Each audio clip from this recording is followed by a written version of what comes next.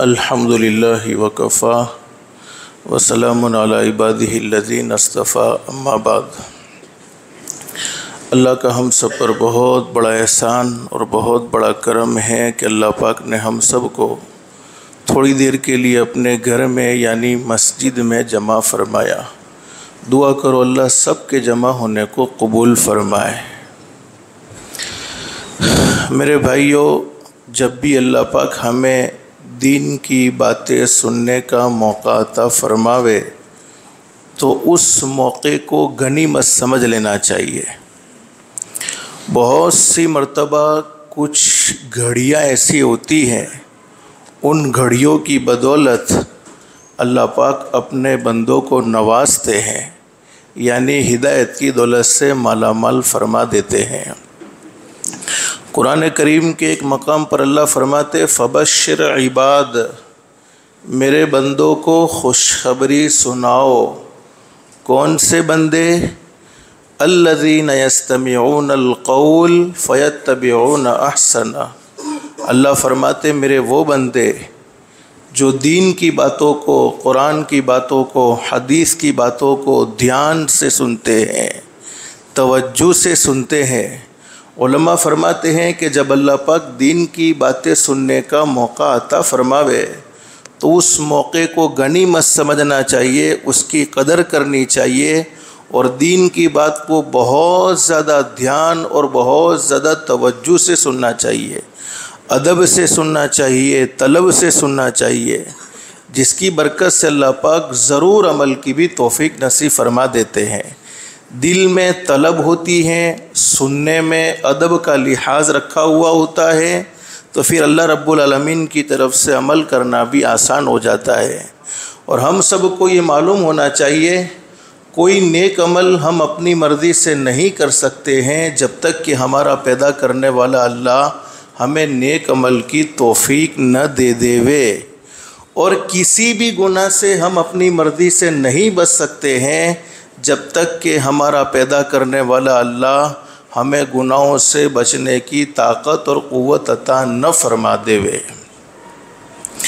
तो तलब से सुना जाता है, अदब से सुना जाता है, तो अल्लाह पाक अमल करना भी आसान फरमा देते हैं। और फिर आगे कुरान करीम में अल्लाह पाक फरमाते हैं कि अमल अपनी मर्ज़ी का नहीं होना चाहिए, कि कुछ बातें थी जो हमारे मिजाज के मुआफ़िक थी, हमें समझ में आती थी, हमारे लिए अमल करना आसान था, तो उसको हमने कबूल कर लिया, उस पर अमल करना शुरू कर दिया। और कुछ बातें ऐसी थी, कुछ बातें ऐसी हमारे कानों से टकराई कि वो बातें हमारे लिए अमल करना मुश्किल थी या हमें समझ में नहीं आता था, तो उसको छोड़ दिया। वैसा भी नहीं होना चाहिए, बल्कि समझ में आए तब भी अमल और समझ में न आए तब भी अमल, अच्छा अमल, अपनी मर्ज़ी का अमल नहीं। तो इनाम क्या मिलेगा? उलाइकल्लज़ीना हदाहुमुल्लाह। अल्लाह फरमाते इनाम ये मिलेगा, तुम ज़मीन पर अमल की नीयत करोगे, तुम ज़मीन पर अमल का इरादा करोगे, मैं रब्बुल आलमीन आसमानों पर तुम्हारे लिए हिदायत के फ़ैसले कर दूँगा। और हिदायत से बढ़कर बोलो कोई दौलत हो सकती नहीं है। दुनिया की मुख्तसर सी ज़िंदगी में इंसान को सब कुछ मिले, लेकिन हिदायत न मिले, आमाल सालिहा की तौफीक न मिले, उस इंसान की दुनिया की ज़िंदगी बेकार है। और जिसकी दुनिया की ज़िंदगी अल्लाह को नाराज़ करके बेकार हो गई, जिसकी दुनिया की ज़िंदगी अल्लाह को नाराज़ करके बिगड़ गई, अल्लाह हिफाजत फ़रमाए, अल्लाह हिफाजत फ़रमाए, अल्लाह हिफाजत फ़रमाए, उसकी आखिरत की ज़िंदगी दुरुस्त नहीं हो सकती है। इसलिए कि अल्लाह पाक ने दुनिया की ज़िंदगी आखिरत की ज़िंदगी संवारने के लिए, दुनिया की ज़िंदगी आखिरत की ज़िंदगी बनाने के लिए नसीब फरमाई है। बस अल्लाह से दिल से दुआ कर लो, अल्लाह पाक हम सबको अमल की भी तौफीक नसीब फरमाए और अल्लाह पाक हम सबको हिदायत की दौलत से भी मालामाल फरमाए।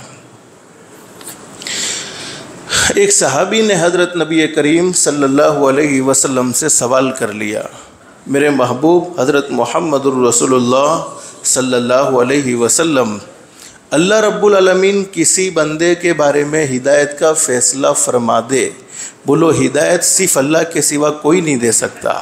हज़रत नबी करीम सल्लल्लाहु अलैहि वसल्लम पूरी ज़िंदगी कोशिश करते रहे अपने चचा को दीन की दावत देने की हकीकत समझ में आ भी गई और दिल से तस्लीम कर भी लिया कि मेरे भतीजे की सारी बातें सच्ची हैं, मेरा भतीजा जो पैगाम देता है वो पैगाम बिल्कुल सच और हक है, फिर भी हिदायत का फ़ैसला बोलो किसकी तरफ से होता है? अल्लाह की तरफ से होता है। अल्लाह ने अगर किसी के मुक़द्दर में गुमराही रखी है तो बोलो इसको कोई हिदायत दे सकता नहीं है, और अल्लाह ने किसी को हिदायत पर बाकी रखना मुक़द्दर में रखा है तो पूरी दुनिया की ताकत भी मिलकर उसे बोलो गुमराह कर सकती नहीं है। इसीलिए तो हम हर नमाज में अल्लाह से ये दुआ मांगते हैं। जब हम नमाज शुरू करते हैं, नमाज शुरू करने के बाद अल्लाह की बड़ाई बयान करते हैं, अल्लाह की तारीफ़ बयान करते हैं, उसके बाद हम अल्लाह से मांगते हैं इहदिनस सिरातल मुस्तकीम, ए अल्लाह तू हमें सीधा रास्ता बतला दीजिए। सिरातल लज़ीना अनअमता अलैहिम, कौन सा सीधा रास्ता? जिस पर चलने से तू खुश होता है, जिस पर चलने से तू राज़ी होता है, जिस पर चलने से तेरी तरफ से इनामात की बारिश होती है, और ऐसे रास्ते से हम सब को बचा लेना जिस रास्ते पर चलने से तू नाराज़ होता हो। तो हुजूर ने जवाब में इरशाद फरमाया हिदायत का मतलब ये है अल्लाह मौत के वक्त तो उसे ज़रूर कलमा नसीब फरमाएगा। अब हमारे दरमियान में हमारे हज़रत मुफ्ती अब्दुल अज़ीज़ शब तशरीफ़ ला चुके हैं। अब इनकी बातें बहुत ध्यान से सुनेंगे, कहो इंशाअल्लाह, तवज्जो से सुनेंगे, कहो इंशाअल्लाह, और ज़िंदगी में अमल करने की भी पूरी कोशिश करेंगे, कहो इंशाअल्लाह। उससे पहले हम कुरान करीम की तिलावत सुनेंगे, और कुरान करीम की तिलावत के लिए मैं दावत दूँगा हमारे मौलाना फ़हीम साहब को तशरीफ़ लाए और कुरान करीम की तिलावत फरमावे।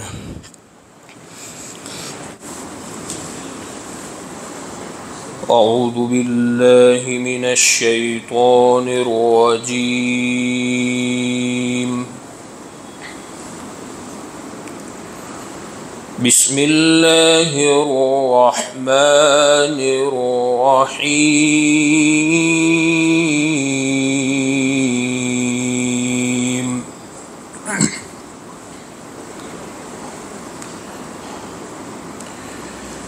या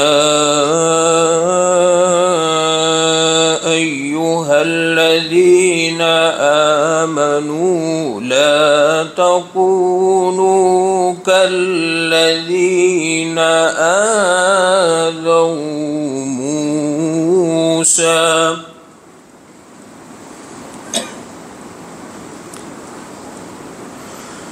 ला तकूनू कल्लज़ीना आज़ौ मूसा फबर्रअहु अल्लाहु मिम्मा क़ालू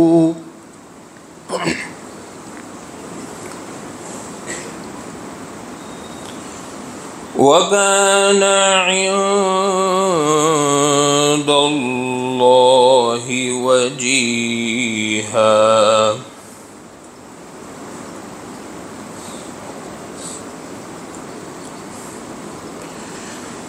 या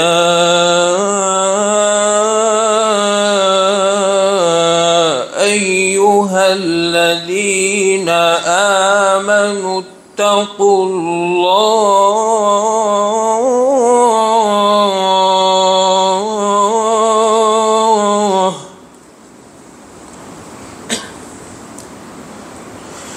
इत्तक़ुल्लाह वक़ूलू क़ौलन सदीदा।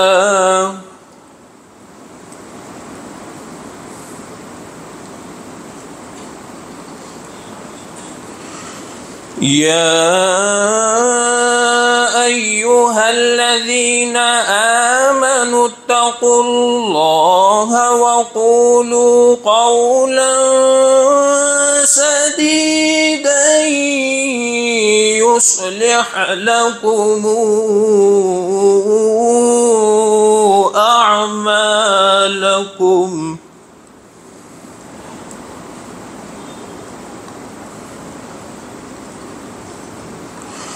युस्लिह लकुम अअमालकुम वयग़फिर लकुम ज़ुनूबकुम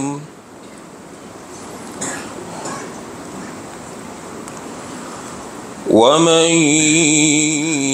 يطع الله ورسوله فقد فاز فوزا عظيما.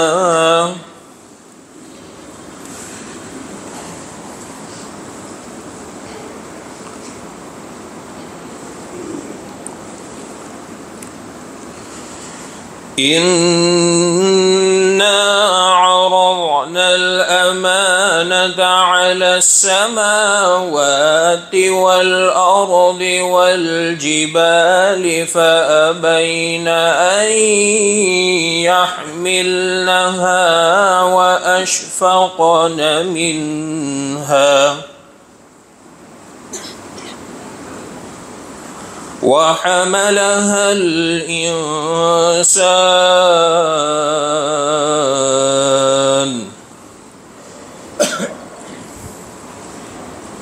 إنه كان ظلوما جهولا.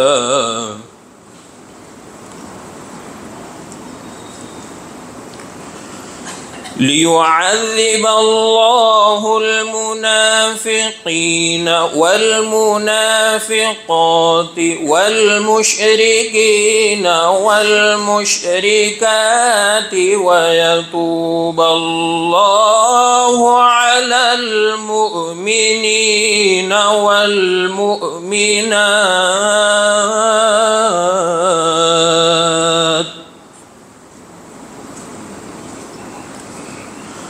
وكان الله غفورا رحيما.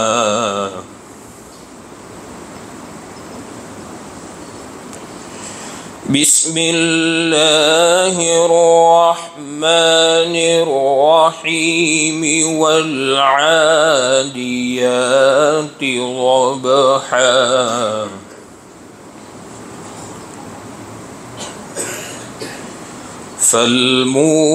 فالموريات قدحا فالمغيرات سبحا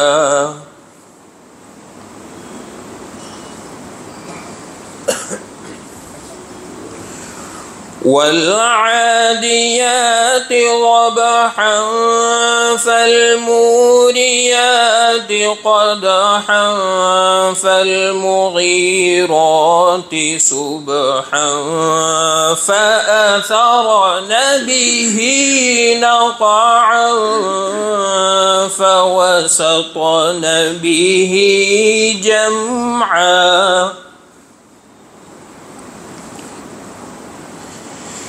إن الإنسان لربه لكنود وإنه على ذلك لشهيد وإنه لحب الخير لشديد.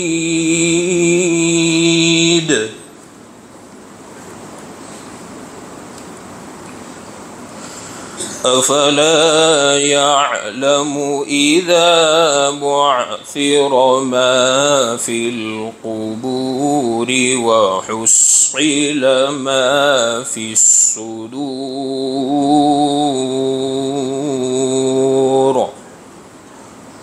إن ربهم بهم يومئذ لخبير. صدق الله العظيم.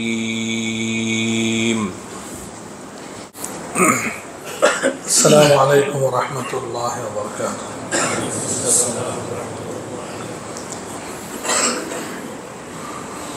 इंटरनेट और सोशल मीडिया के हवाले से आज की इस मजलिस है तो मैं देख रहा हूँ कि नौजवान काफ़ी तादाद में है।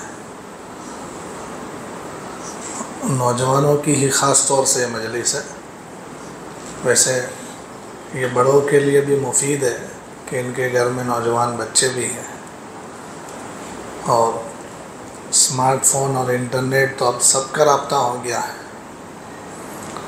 इसलिए इंशाअल्लाह ये सब के लिए मुफीद मुज़ाकरा होगा। अल्हम्दुलिल्लाह अल्हम्दुलिल्लाह वकफ़ा वसलामुन अला इबादिहिल्लज़ीना इस्तफ़ा अम्मा बाद। अऊज़ु बिल्लाहि मिनश शैतानिर रजीम। बिस्मिल्लाहिर रहमानिर रहीम। यसअलूनका अनिल खम्रि वल मैसिर कुल फ़ीहिमा इस्मुन कबीर व मनाफ़िउ लिन्नास व इस्मुहुमा अकबरु मिन नफ़इहिमा। सदक़ल्लाहुल अज़ीम। वक़ाल नबी सल्लल्लाहु तबारक व तआला अलैहि व आलिहि वसल्लम मिन हुस्नि इस्लामिल मर्इ तर्कुहु मा ला यानी औ कमा क़ाल सल्लल्लाहु तबारक व तआला अलैहि व आलिहि वसल्लम। मोहतरम व मुकर्रम उलमाए किराम,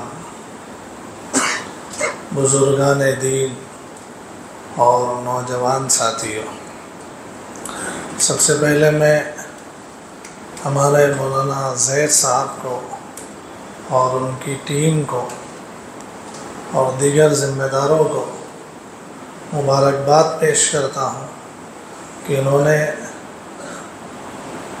सोशल मीडिया, इंटरनेट और स्मार्टफ़ोन के हवाले से खुसूसी मजलिस रखने को इन्होंने इसकी फ़िक्र की और इस मजलिस का इनेकाद किया।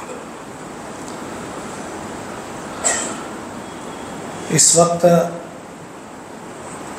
ख़ास तौर से नौजवानों को और आम तौर से सबको यहाँ जमा किया गया है, तो इसलिए मैं उसकी एक वजह बतलाना चाहता हूँ। अक्सर कभी नौजवानों का अलग प्रोग्राम रखा जाता है तो नौजवानों को ऐसा होता है कि भाई हम एकलेट बुरे हैं, हमको अलग से क्यों बुला बुला के कहते हैं। नौजवानों को घर में भी जब कोई कहता है, घर के बड़े कहते हैं, ज़िम्मेदारान कुछ कहते हैं, उलमा और उनके मुरब्बी कुछ कहते हैं, तो नौजवानों भी होता है कि हम एकलेट बिगड़े रहे, हमको क्यों बोल बोल करते हैं। तो उसके हवाले से मैं एक हदीस पाक आपको सुनाना चाहता हूँ। मशहूर हदीस पाक आपने सुनी होगी कि हुज़ूर अलैहिस्सलातु वस्सलाम का फरमान है, हज़रत अब्दुल्लाह इब्न मसूद रज़ी अल्लाह तआला अन्हु उसके रावी है कि क़यामत के दिन बंदे के कदम हिसाब की जगह से उस वक्त तक नहीं हटेंगे जब तक के 4 चीज़ों का या 5 चीज़ों का उसको सवाल ना हो जाए और उसका वो सही जवाब ना दे दे। इसमें एक फरमाया अन उम्रिही फ़ीमा अफ़ना, कि ज़िंदगी के बारे में सवाल होगा कि ज़िंदगी कहाँ लगा दी। फिर दूसरा सवाल फरमाया अन शबाबिही फ़ीमा अबला, कि जवानी के बारे में सवाल होगा कि जवानी कहाँ गुजारी। तो पूरी ज़िंदगी में जवानी आ जाती है, फिर भी अलग से स्पेशल जवानी का सवाल क्यों। जैसा भी जवान कहते हैं ना, हम एकलेट गुनहगार दिखते हैं, हमको बुला बुला के कहते रहते हैं। तो रोज़े क़यामत सवाल ये होने वाला है अलग से कि जवानी कहाँ गुजारी। इससे पता चला कि इंसान की पूरी ज़िंदगी में से जवानी का जो दौर है इसको हम गोल्डन टाइम कह सकते हैं। यंग एज जो है ये पूरी ज़िंदगी का गोल्डन टाइम है। इसकी तरफ हुज़ूर अलैहिस्सलातु वस्सलाम ने इस हदीस पाक में तवज्जो दिलाई कि जवानी ये पूरी ज़िंदगी में से निकाल कर कोई ख़ास टाइम तुम्हें निकालना है तो बता सकते हैं कि ये जवानी का दौर है। और इस बात का एहसास कि जवानी पूरी ज़िंदगी का कंक्लूज़न और ख़ुलासा है, जवानी का असर पूरी ज़िंदगी पर पड़ता है, और जवान जिस बात पर जमा हो जावे तो वो पूरा हालात का रुख बदल देते हैं। इस बात का एहसास हम लोगों को हो ना हो, लेकिन शैतान को और उसके चेलों को ज़रूर है। इसका एहसास शैतान और उसके चेलों को है, और इसीलिए सबसे ज़्यादा टारगेट किए जाते हैं नौजवान, यूथ, कि ये यूथ शैतान और उसके चेले के आलयकार बन जाए। यानी शैतान और उसके चेले जो मिशन लेकर चलते हैं, उस मिशन को आगे बढ़ाने का फ्यूल और उसका पेट्रोल ये नौजवान बने।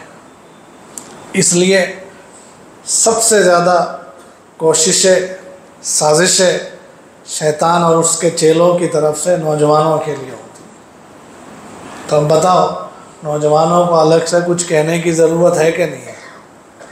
जी, जब शैतान समझ गया, उसने टारगेट कर दिया, तो फिर अपने को कितनी ज़रूरत है कि अपने नौजवानों को एड्रेस करें। तो इसलिए आज की ये मजलिस खुसूसी तौर पर नौजवानों के लिए, उमूमी तौर पर सबके लिए रखी गई है।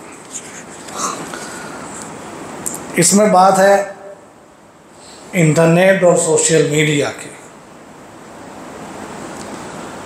इसमें कितने हजरात ऐसे हैं कि जो इंटरनेट, स्मार्टफोन के ज़रिए से या लैपटॉप या पीसी के ज़रिए से इस्तेमाल करते हो।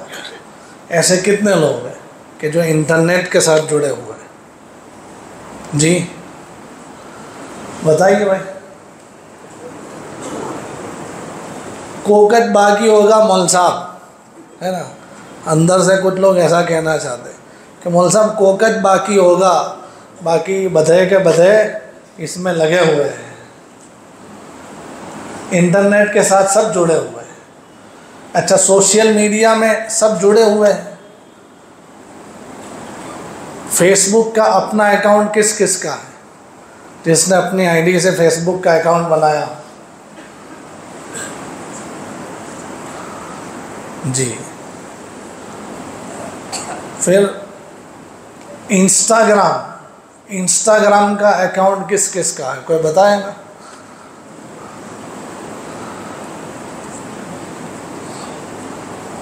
ट्विटर, अभी एक्स कहते हैं उसको, ट्विटर को, उसमें ट्विटर में कितने लोग हैं?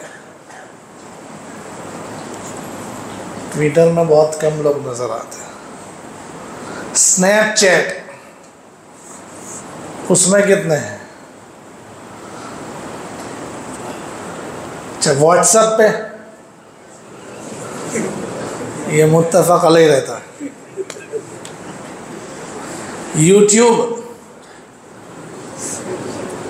यूट्यूब भी सबका होता है। मोबाइल वाले पहले से डाल के देते हैं कि ये अलग से डालने की ज़रूरत ना पड़े, ये रखो। अच्छा चलो, ये तो हो गई बात कि भाई कौन कौन लोग इसको इस्तेमाल करते हैं। अच्छा, अब इसके फ़ायदे आप बता सकते हैं कि ये सोशल मीडिया और इंटरनेट, इसके क्या क्या फ़ायदे हो सकते हैं? आप लोग इस्तेमाल करते हैं तो आपको इसका क्या फ़ायदा महसूस हो रहा है? कौन बताएगा भाई? फ़ायदे एक एक बताते चलेगा जो आपको फ़ायदा होता। शुरू में मैंने कहा कि ये मुज़ाकरे की मजलिस है। अब लोग बयान सुनने के मूड में आए हो तो थोड़ा सा प्रॉब्लम हो जाएगा। बयान नहीं, मुज़ाकरा होगा, लेकिन मुफीद मुज़ाकरा होगा। आखिर में, मजलिस के आखिर में कुछ आपके हाथ में आएगा। जी, क्या बताते हैं ज़फ़र साहब, क्या फ़ायदा है?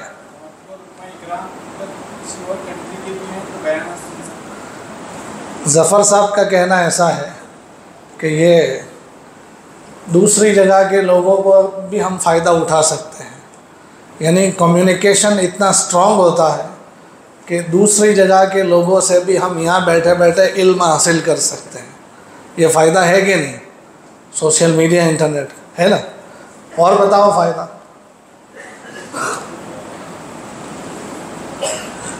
हम सब ना बोले लाए, कोई बोलियो मत, है। मैं बोला आप लोगों को फ़ायदा नहीं, बग़ैर फ़ायदे के इस्तेमाल करते हैं। इस्तेमाल में तो सब ने बताया हम करते हैं।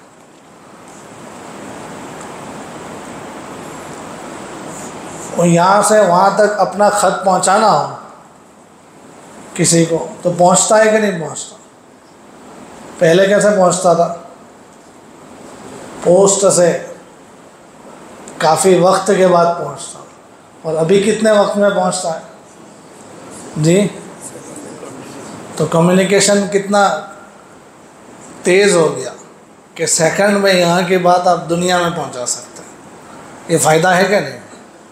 और कोई फ़ायदा बताओ। पालनपुर में सोशल मीडिया के फ़ायदे नाजिल ही नहीं हुए, सिर्फ नुकसानात नाजिल हुए जी।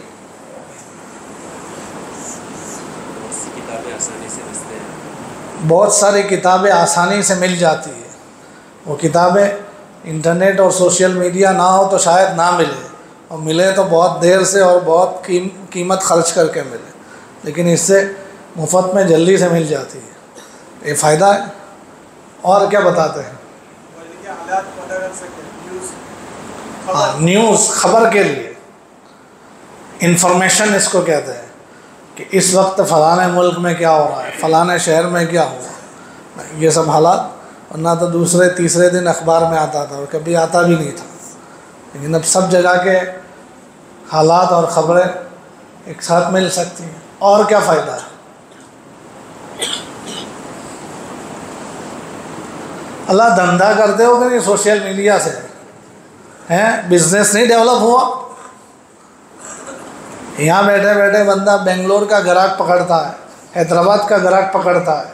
यहाँ बैठे बैठे बंदा कौन कौन से इलाकों के ग्राहक पकड़ यहाँ से सामान बेचता है। तो ये फ़ायदा नहीं हुआ, धंधा डेवलप हुआ। और फ़ायदा बताओ। हाँ, अपनी बात आसानी के साथ बहुत सारे लोगों तक पहुंचा सकते हैं। और फ़ायदा, दवा इलाज का फ़ायदा हुआ कि नहीं इससे?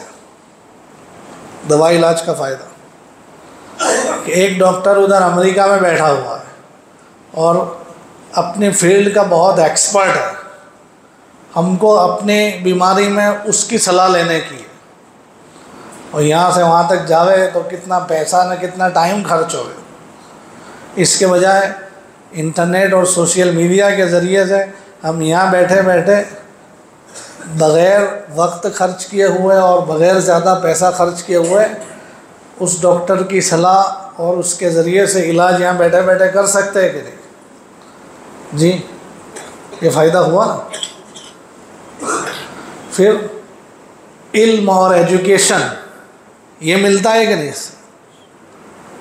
एक कोई माहिर आलिम दीन है और उधर ज़ाम्बिया में बैठे हुए हैं, उनसे ऑनलाइन क्लासेस करके हम सीख सकते हैं कि नहीं यहाँ से?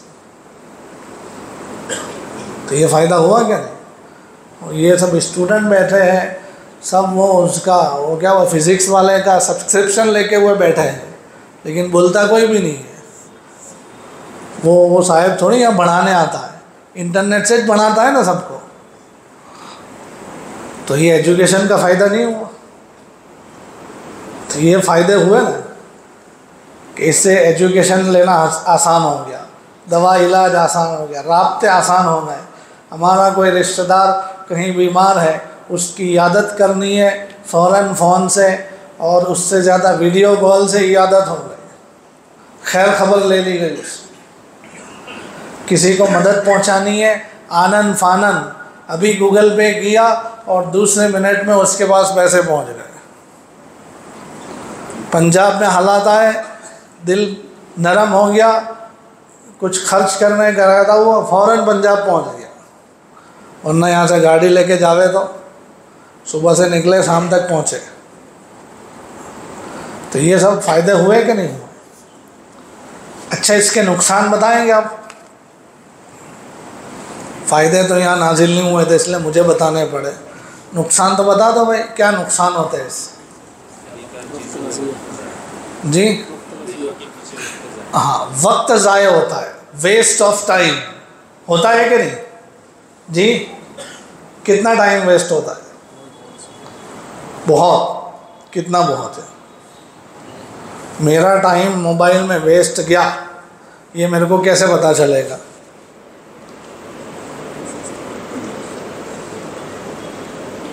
कि मैं अपना टाइम वेस्ट कर रहा हूँ मोबाइल में, काम की चीज़ों में कम, नाकामी चीज़ों में ज़्यादा वक्त लगाता हूँ, ऐसा कैसे पता चलेगा जी? नेट के वपराश से कि 2 GB भी रोज का ओछा पड़ता है ना? पहले ऐसा होता था कि 1 GB अक्खे महीने में लोग थोड़ा थोड़ा करके वापरते थे। 149 रुपये का 1 GB आता था। अभी जियो की नस्ल को तो पता नहीं होगा, ये जियो की नस्ल को नहीं पता होगा। जियो से पहले वाली जो नस्ल है इसको पता है कि इंटरनेट एक ऐसी कीमती और महंगी चीज़ हुआ करती थी। 149 रुपये का लेके थोड़ा थोड़ा वापरते थे। कभी कुछ करना है ना, आजू बाजू देख के थोड़ी सी देर के लिए इंटरनेट चालू किया और जल्दी से बीजू बधु डाउनलोड ना थी जाए, नेट पूरू ना थी जाए, जल्दी पहला बंद करो पछी जो शू आयु है। लेकिन अभी बतलाया साहब ने कि नेट का वपराश इतना हो गया कि रोज के 2 GB भी कम पड़ता है। मारे तो एवं रिचार्ज कराऊँ जो कि रोजनू 5 GB आवे। तो इससे पता चला कि भाई बेकार में बहुत टाइम जाता है। और नुकसान कोई बताएगा? एक नुकसान तो पता चल गया कि टाइम वेस्ट होता है इससे। और कोई नुकसान बताएगा? बेहयाई।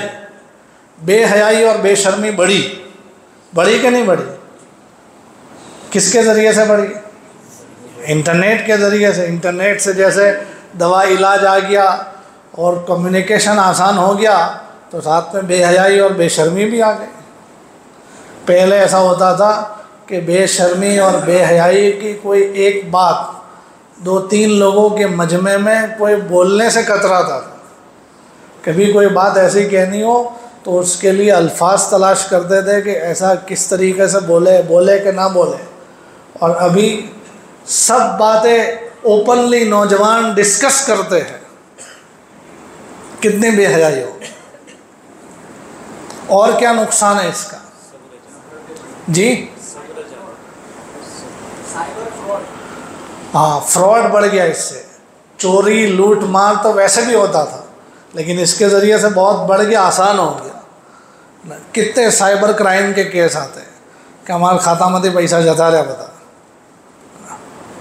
तुम्हारे यहाँ जाते कि नहीं पैसे हैं? अकाउंट में से पैसा निकल जाते हैं कि नहीं? तो ये साइबर क्राइम इंटरनेट की वजह से बढ़ा। सब्र चला गया। पहले किसी बात के इंतज़ार में सब्र होता था, अब खाली वो इंटरनेट स्लो हो गया हो ना, वो चकेड़ा फिरता है ना, तो भी गुस्सा आता है कि सालू आवतू नहीं जल्दी। पहले इंतज़ार में बंदा बैठता था कि वांधो नहीं साहेब आवे ने એટલે પછી શાંતિથી મળી જશે। और अभी 5 मिनट का इंतज़ार भी नहीं होता, फ़ोन करेगा जल्दी आओ, ना हुआ तो मैं जाऊँ छूँ। बेसब्री बढ़ी। और झूठ बढ़ गया।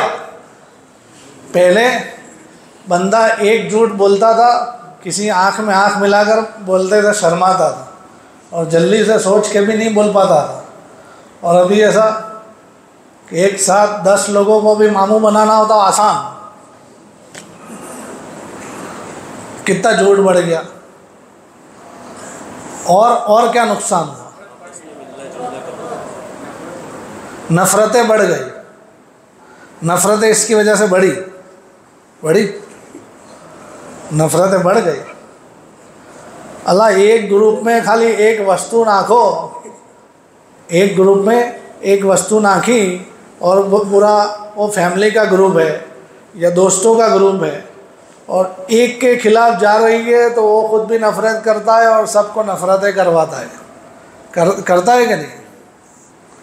कभी कभी फैमिली के ग्रुप में एक चीज़ शेयर करना, ये पूरा ख़ानदान बिखार देने के लिए काफ़ी हो जाता है।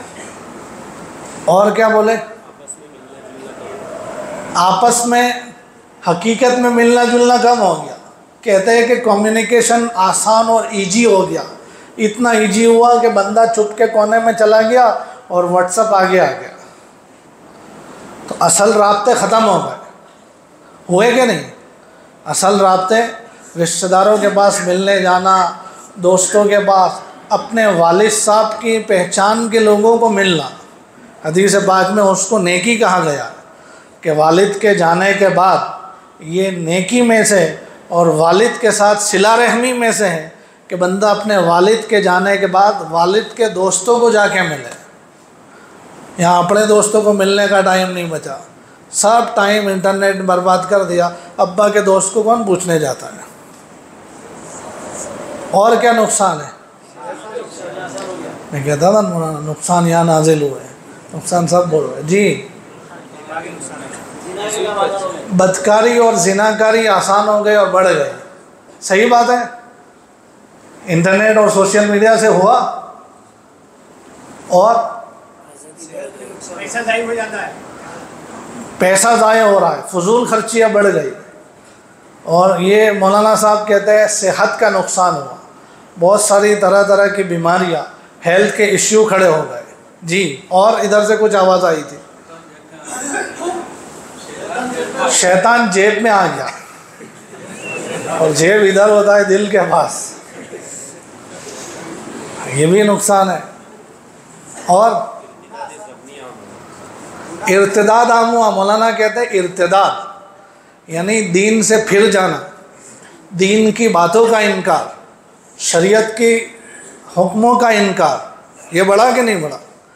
कभी किसी ग्रुप में, कभी किसी जगह पर इंटरनेट में कोई डिस्कस चल रही है, इसमें कोई शरीयत की आयत को किसी ने टारगेट बनाया है और अपने को पता नहीं चलता, अपने भी हाँ हाँ अच्छी बात से हमारी है।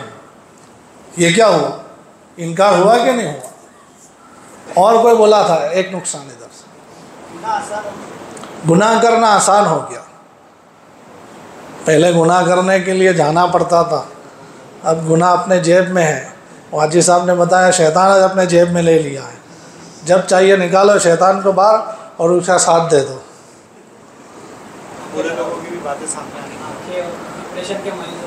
हाँ, डिप्रेशन के मरीज़, ये भी हेल्थ इश्यू में आता है कि हेल्थ के इश्यू बढ़ गए।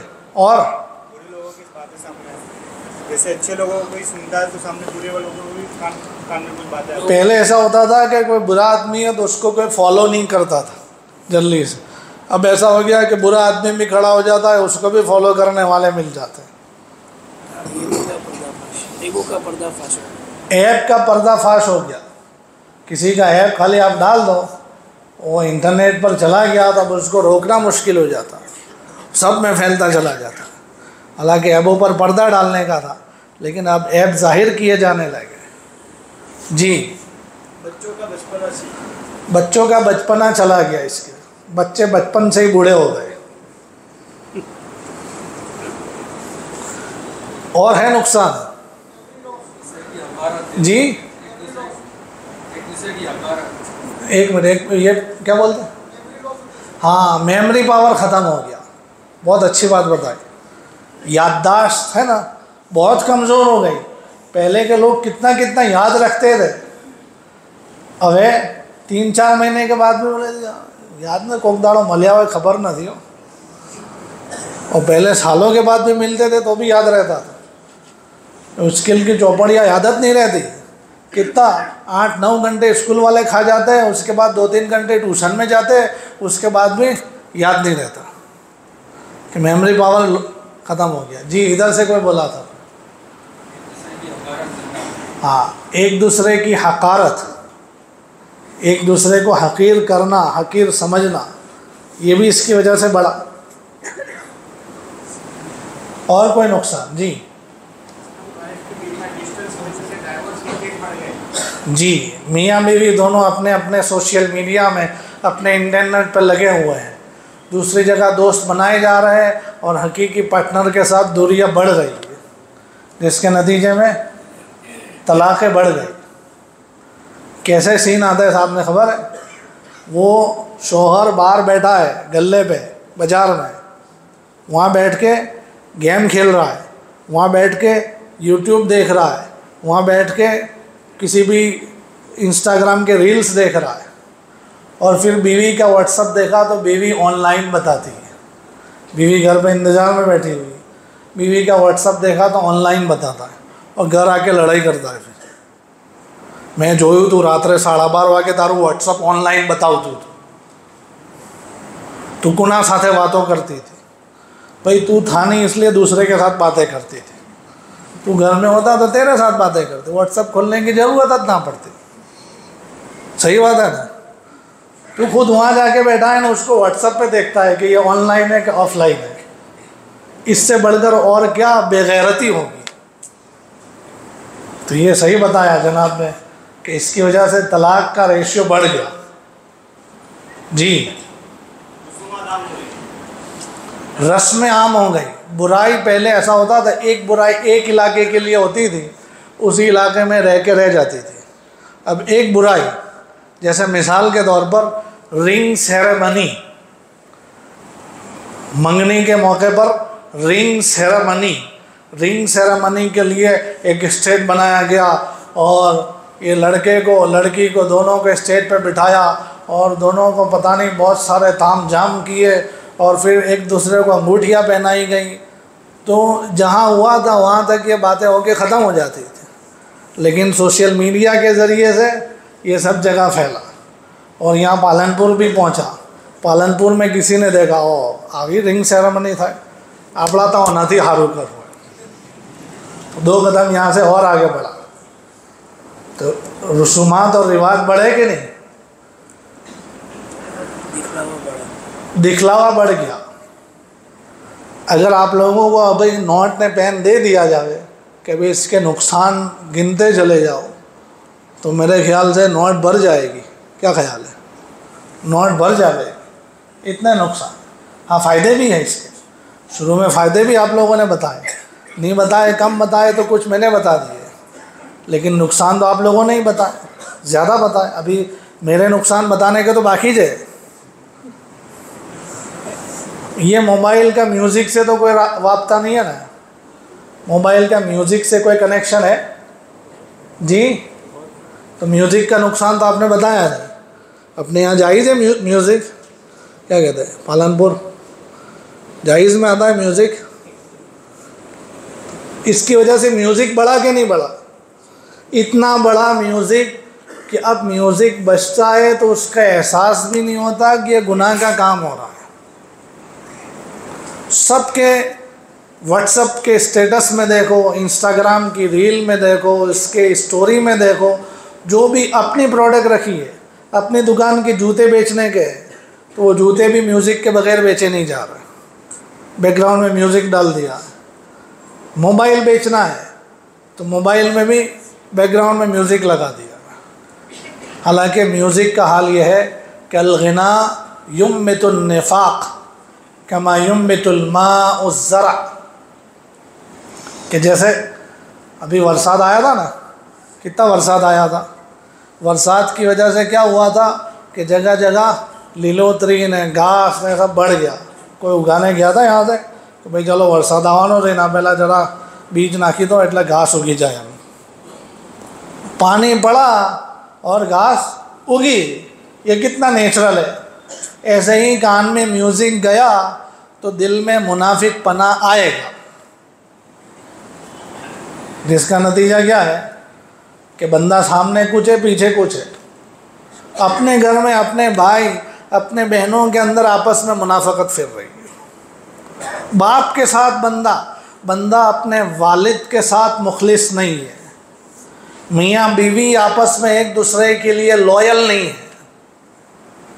ये कितना मुनाफिक बना है। ये कहाँ से आ रहा है? ये अमेरिका से इंपोर्ट किया जा रहा, तुर्की से, ऑस्ट्रेलिया से। ये म्यूज़िक की वजह से आता है। तो म्यूज़िक कितना बड़ा गुनाह है इसका? ये गुनाह है कि नहीं इसका? और नुकसान क्या है? ये बड़ा नुकसान बताया। देखो, पहले घरों में यह हाल था कि बड़े अपने छोटों को टाइम देते थे और छोटे अपने बड़ों के पास बैठते थे, जिसकी वजह से एक ख़ानदान में, एक कौम में नस्ल दर नस्ल आने वाली अच्छाइयाँ खूबियाँ मुंतकिल होती थी, दीन और दीन पर अमल का जज्बा ये मुंतकिल होता था। अब माँ बाप का और बच्चों का आपस में कम्युनिकेशन ख़त्म हो गया, दुनिया भर से कम्युनिकेशन है, फेसबुक में कितने फ्रेंड्स हैं और व्हाट्सएप पर और इंस्टा पर सब में कितने कनेक्शन हैं, लेकिन माँ बाप अपने बच्चों को टाइम नहीं दे रहा है और बच्चे अपने बड़ों के पास बैठते नहीं हैं। कितना बड़ा नुकसान हो गया कि यानी नस्ल के पास, उसके माँ बाप के पास से जो चीज़ आती थी, माँ बाप मुखलिस होते अपनी औलाद के लिए। शायद आप करोड़ों में एक आध माँ बाप ऐसे मिल जाएंगे आपको कि अपनी औलाद के लिए मुखलिस ना हो, वरना अक्सर व बेशतर माँ बाप अपनी औलाद के लिए तो मुखलिस होते, चाहे वो खुद बिगड़े हुए हैं लेकिन औलाद को अच्छा बनाना चाहते। लेकिन हुआ ये कि माँ बाप तुम अपना काम करो और बच्चों को हम अपने एतबार से ट्रीट करेंगे, जिसका नतीजा ये हुआ कि आगे से जो कुछ मिलने का था वो ख़त्म हो गया और मुखलिस माँ बाप की रहबरी ख़त्म हुई और शैतान और उसके चेलों की रहबरी आ गई। कितना बड़ा नुकसान हो गया। तो ये थोड़ी सी देर में इस मुज़ाकरे में अपने को इतनी बात पता चली कि ये इंटरनेट, सोशल मीडिया, स्मार्टफोन, इसके फ़ायदे भी है और नुकसान भी है, लेकिन नुकसान ज़्यादा है और फ़ायदे कम है। और समझदार इंसानों, दुनिया भर में समझदार लोग वो होते हैं कि जो किसी चीज़ में फ़ायदा कम होता है, नुकसान ज़्यादा होता है तो क्या करते हैं जी, क्या करते हैं? किसी चीज़ में नुकसान ज़्यादा हो और फ़ायदा ओछा हो तो क्या करने का? छोड़ देने का।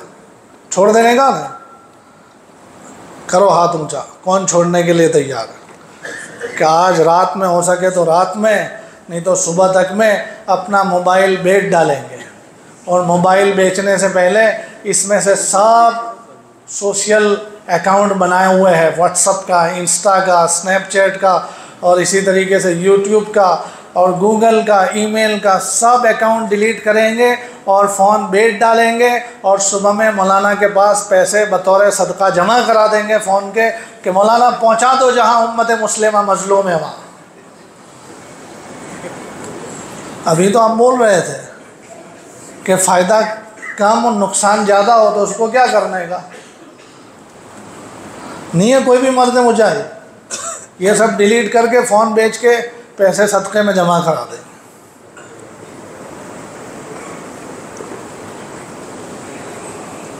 तो अब क्या करने का बोलो? जैसे मैं आपको एक मिसाल बताऊं कि मार्केट में जो धंधे चलते, अलग अलग कारोबार, इसमें एक कारोबार अपने पकड़ो कि भाई ऑटो कंसल का बिजनेस, बाइक के, जूनी बाइक के लेवेज का बिजनेस। अब ये बिज़नेस करना है अपने को और जाके मार्केट में सर्वे किया तो पता चला कौम तो झूठ बहुत चालस है, इसमें तो झूठ बहुत चलता है। वो उनके कुछ इस्तिलात होती है मौलाना, आप किसी के पास बाइक लेने के लिए जाओ ना तो उसके ख़ास वर्ड्स होते हैं, ऐसे सीखे हुए होते हैं कि मौलाना साहब टायर टिकड़ी और इंजन पेटी 00 बाइक से ले जाओ मौलाना साहब, तुम्हें याद कर दो, ऐसा बोलते हैं कि नहीं? हालांकि ना इंजन में ठिकाना है ना टायर में ठिकाना है, तो झूठ बहुत चलता है। इसी तरीके से धोखेबाजी भी चलती है। तो इसका क्या मतलब कि अपने ये धंधा बंद कर देने का, ये धंधा नहीं करने का ऐसा? इसका मतलब ये हुआ कि भाई इसके नुकसान वाली चीज़ें आप छोड़ो, आप सच के साथ ये कारोबार करो, आपको कौन रोकता है? आप बग़ैर धोखे के साफ साफ तरीके पर यह कारोबार करो, आपको कोई रोकता है? तो जब किसी चीज़ में हम देखते हैं दुनिया में कि भाई नुकसान है तो नुकसान वाली चीज़ों को छोड़कर फ़ायदे वाली चीज़ें पकड़ लेते हैं। तो इंटरनेट और सोशल मीडिया इसके न छोड़ने का तो अभी आप थोड़ी देर पहले फैसला कर चुके हैं। एक भी हाथ नहीं उठा था कि हम ये सब डिलीट करके मोबाइल बेच के पैसा सदका कर देंगे। इसका मतलब आपने अंदर से इरादा कर दिया है कि मौल साहब तमें तमार जेवा बीजा 100 एटला आईन बयान करीन जता रही ना तो भी हमें आ छोड़वाना नहीं। सही बात है कि नहीं? अंदर से तो ऐसा है ना कि छोड़ने का नहीं है अपने को। अरे मौल साहब बधु जवा दो कौम बधु अनाथी था ऐसा मारो। तमें किडनी मांगी तो किडनी आप ही देशो, बाकी मोबाइल मांगो इंटरनेट बंद करवड़ाओ तो नहीं चाले। 4 रोटी में 1 रोटी ओછી आलजो पर इंटरनेट अमारू बंद ना थवू જોઈએ। अंदर से तो यही जज्बात है सबके, आदतें ऐसी बनी हुई है। तो इसका मतलब ये हुआ कि छोड़ना तो नहीं है। अब रह क्या जाता है कि नुकसान वाली चीज़ों से बच जाओ। फ़ायदा खाली पकड़े रखो, नुकसान वाली चीज़ों से बच जाओ तो ये चीज़ तुम्हारे लिए, तुम्हारी नस्लों के लिए, तुम्हारी दुनिया के लिए, तुम्हारे आखिरत के लिए इसमें से नुकसान निकल जाएगा, फ़ायदा रह जाएगा तो ये काम की बन जाएगी। वरना अगर नुकसान के साथ बाकी रखा इसको तो दुनिया भी तबाह और आखिरत भी बर्बाद। खसीरत दुनिया वल आखिरा, कि दुनिया आखिरत दोनों का नुकसान। तो इसलिए इसके नुकसान वाली चीज़ों से बचना है और फ़ायदे की चीज़ें लेना है। फ़ायदे की चीज़ें जितनी होती है मैं उसका खुलासा 3 चीज़ों में बताता हूँ कि इंटरनेट से, सोशल मीडिया से या ये स्मार्टफोन ले लो, इससे फ़ायदा खाली 3 चीज़ों का है। पहले नंबर की चीज़ है कम्युनिकेशन, कि इससे रब्ता होता है। फ़लानी जगह किसी से भी बात करनी है, रिश्तों से बात करनी है, खैर खबर लेनी है, जितने भी राब्ते करने हैं तो कम्युनिकेशन के लिए उसका इस्तेमाल, ये फ़ायदे का इस्तेमाल है कि नहीं भाई? इंटरनेट और सोशल मीडिया का इस्तेमाल कम्युनिकेशन के लिए, राब्ता बनाने के लिए या राब्ता बनाए रखने के लिए उसका इस्तेमाल, ये फ़ायदामंद है कि नहीं है जी? फ़ायदामंद है ना। लेकिन इसके अंदर एक फ़िल्टर लगाना पड़ेगा। क्या करना पड़ेगा? फ़िल्टर लगाना पड़ेगा। फ़िल्टर तो जानते हैं कि नहीं? मैं ऐसा कह दूं कि कम्युनिकेशन के लिए इंटरनेट और सोशल मीडिया का फ़ायदा है, इसलिए तुम इस्तेमाल करो तो ये सब नौजवान खुश हो जाएंगे। चलो मौलवी साहब कही दीदू तो वो नहीं, जेटली राखी हुई एटली राखो। फ़िल्टर लगाना पड़ेगा कि कौन सा कम्युनिकेशन, जो राब्ता जायज़ हद में आता है, अपने रिश्तेदारों से, अपने बड़ों से, अपने माँ बाप से, दोस्तों से, दोस्त भी अपने जेंडर के दोस्त, दूसरे जेंडर के नहीं, इनके साथ राब्ता जो जायज़ हद में आता है वो राब्ता इससे रखो।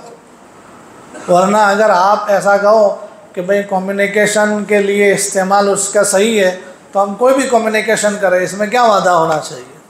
तो फिर आप में और रमेश में फ़र्क क्या रहा जी? रमेश भी उस सब के लिए इस्तेमाल करता है, व्हाट्सएप के ज़रिए से किसी से भी रब्ता करता है, इंस्टाग्राम पर किसी से भी कनेक्शन बनाता है और स्नैपी किसी को भी बेचता है। ये रमेश करता है। ऐसा रमीज भी करे तो रमीज में रमेश में क्या फ़र्क रहा? कोई फ़िल्टर तो होना चाहिए ना। वो फ़िल्टर है कि जायज़ जो राब्ते हैं, जिनके साथ संबंध रखना जायज़ हद में आता है, वो संबंध इसके ज़रिए से हम रखें, ये इसका जायज़ और सही इस्तेमाल है। ठीक है। दूसरे नंबर का जायज़ और सही इस्तेमाल इंटरनेट का, सोशल मीडिया का और स्मार्टफोन का, वो है इंफॉर्मेशन, कि इससे कुछ हासिल करने के लिए, तालीम हासिल करने के लिए, एजुकेशन और इंफॉर्मेशन और न्यूज़ हासिल करने के लिए। अभी मैं सुबह में देख रहा था एक रिसर्च आई थी सामने कि इस वक्त ये हाल है कि 53% adults get news from social media, और यह आंकड़ा 5 साल से स्टेबल है।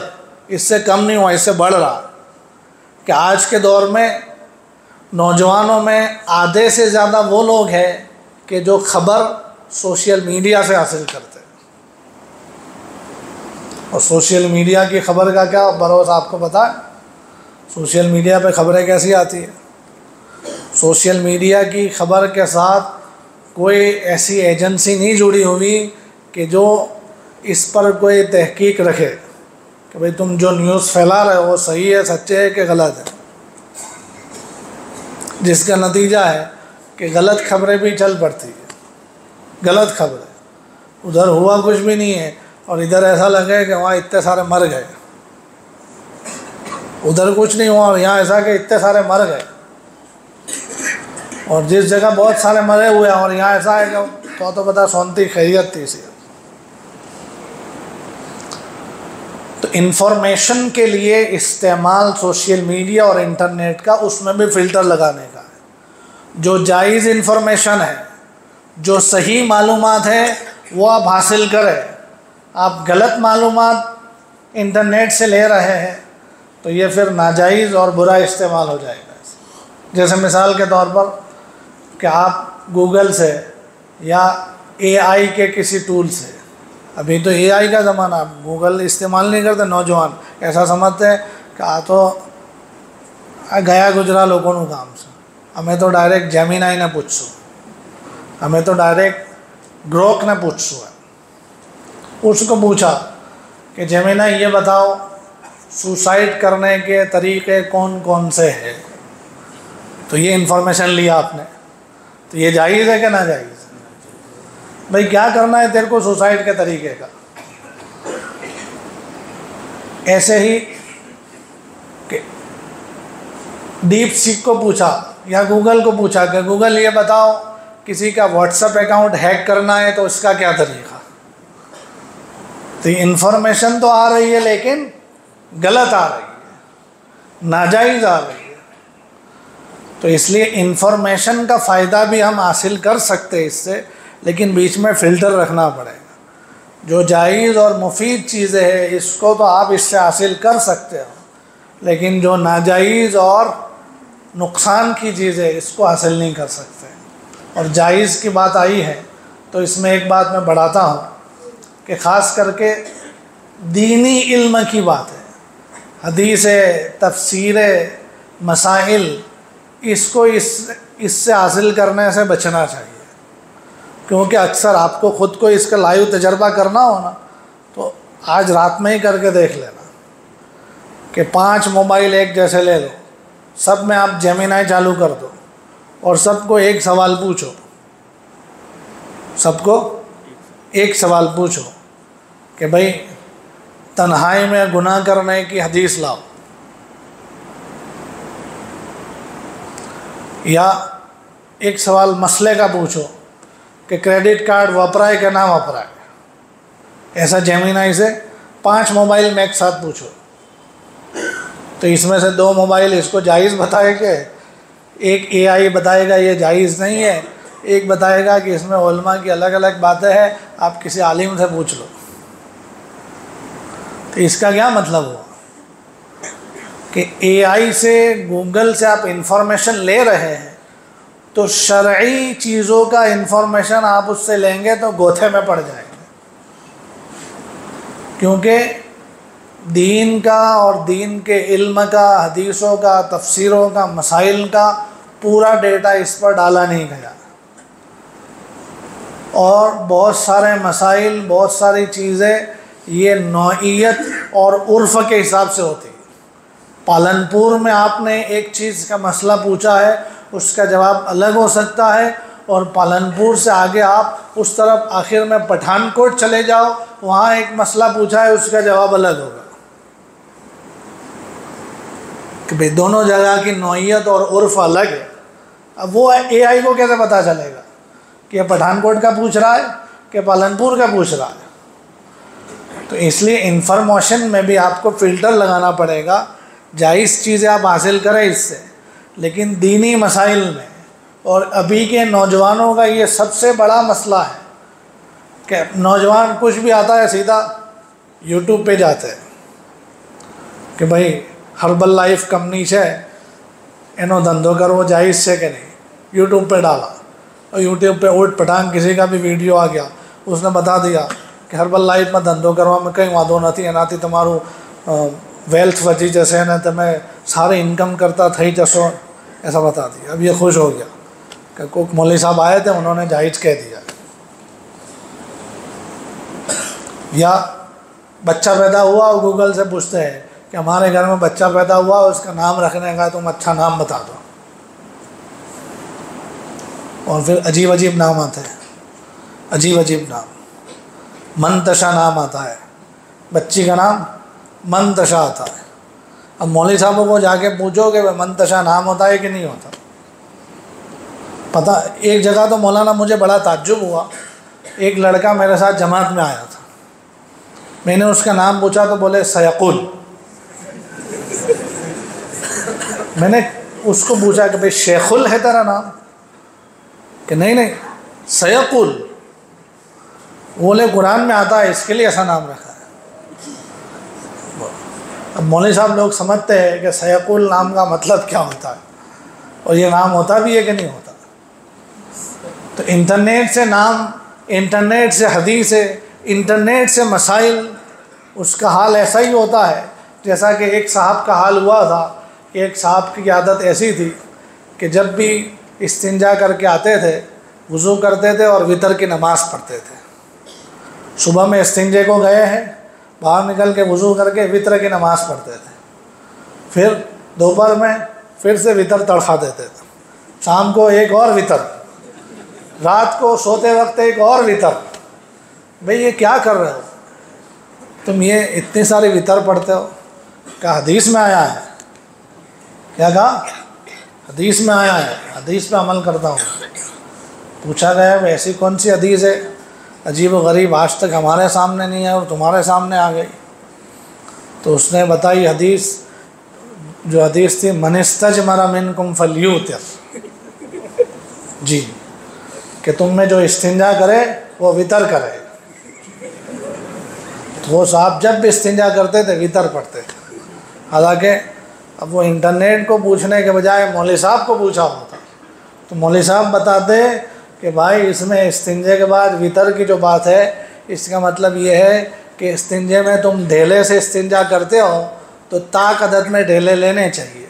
वितर का मतलब होता है ताक अदद, एक ही संख्या, कि 3 ढेले लो, 5 ढेले लो, 7 लो, ऐसा एक ही संख्या में ढेले लेने के, ये मतलब है। अब वो वितर की नमाज़ पढ़ता है। तो इंटरनेट से इंफॉर्मेशन हासिल करे, लेकिन शरई मामलात में नहीं। शरई मामलात में आप उलमाए किराम से मालूम कीजिए। तो दूसरा इस्तेमाल था इसका इंफॉर्मेशन। तीसरा इस्तेमाल होता है बिज़नेस, कि बिज़नेस के लिए इसको इस्तेमाल करें। सोशल मीडिया और इंटरनेट बिज़नेस के लिए इस्तेमाल करना, ये इसका जायज़ और सही इस्तेमाल है।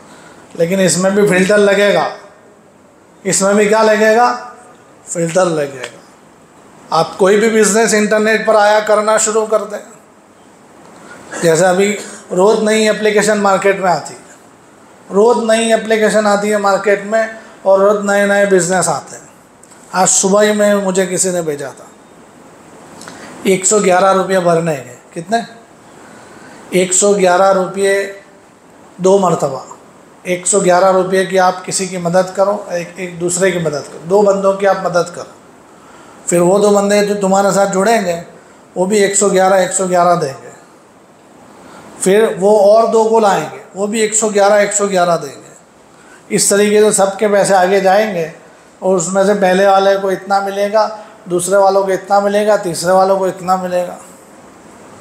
फिर कहते हैं कि एक दूसरे की मदद का ऐसा ज़बरदस्त चैन है ये कि सिर्फ एक मरतबा 111 रुपये की किसी की मदद करनी है और आपको हर मरतबा इतने हज़ार में इतने लाख रुपए मिलते चले जाएंगे।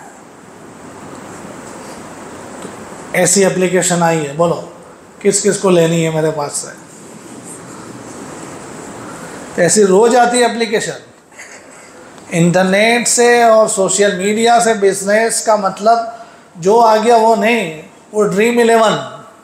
अब तो वो सब बैंड लगा दिया गवर्नमेंट ने, लेकिन कितना चलाया था लोगों કે ભાઈ મોલ સાહેબ અમે મહેનત કરીએ છીએ આમાં, અમે અમારી ટીમ બનાવીએ છીએ, ટીમ બનાવીને એને રમાડીએ છીએ, કેટલું ટેન્શન હોય છે ખબર? નમાજ પડતા પડતા બી વિચાર આવે છે કે સાલો પેલો રમ્યો હશે કે આઉટ થઈ ગયો હશે.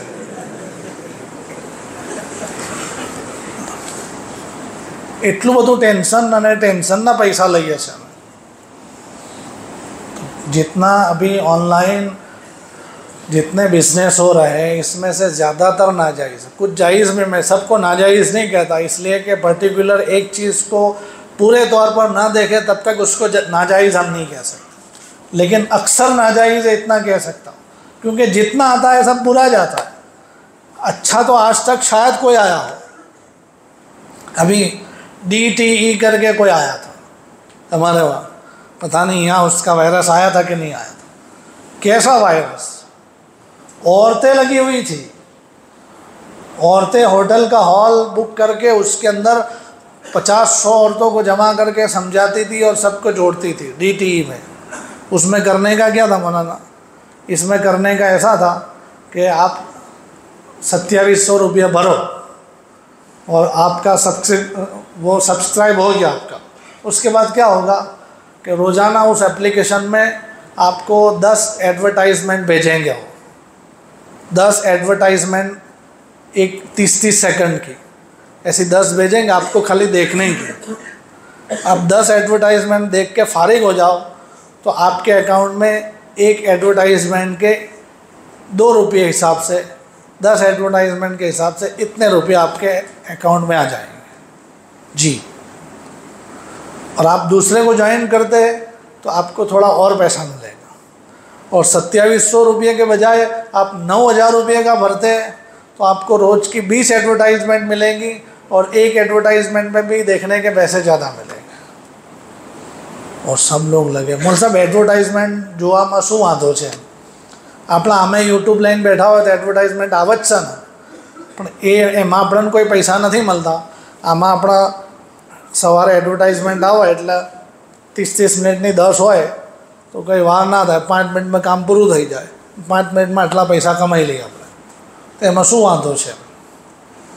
ऐसा कहते थे. हमने कहा कि भाई ये नाजायज़ है, ये नाजायज़ है, इसमें आने वाली आमदनी हराम की है. लेकिन जब पैसे आते हो जाते हैं ना पैसे, तो इसकी ऐसी लालच बढ़ती है कि फिर बंदा समझाने से भी नहीं समझता जब तक पढ़ती नहीं है.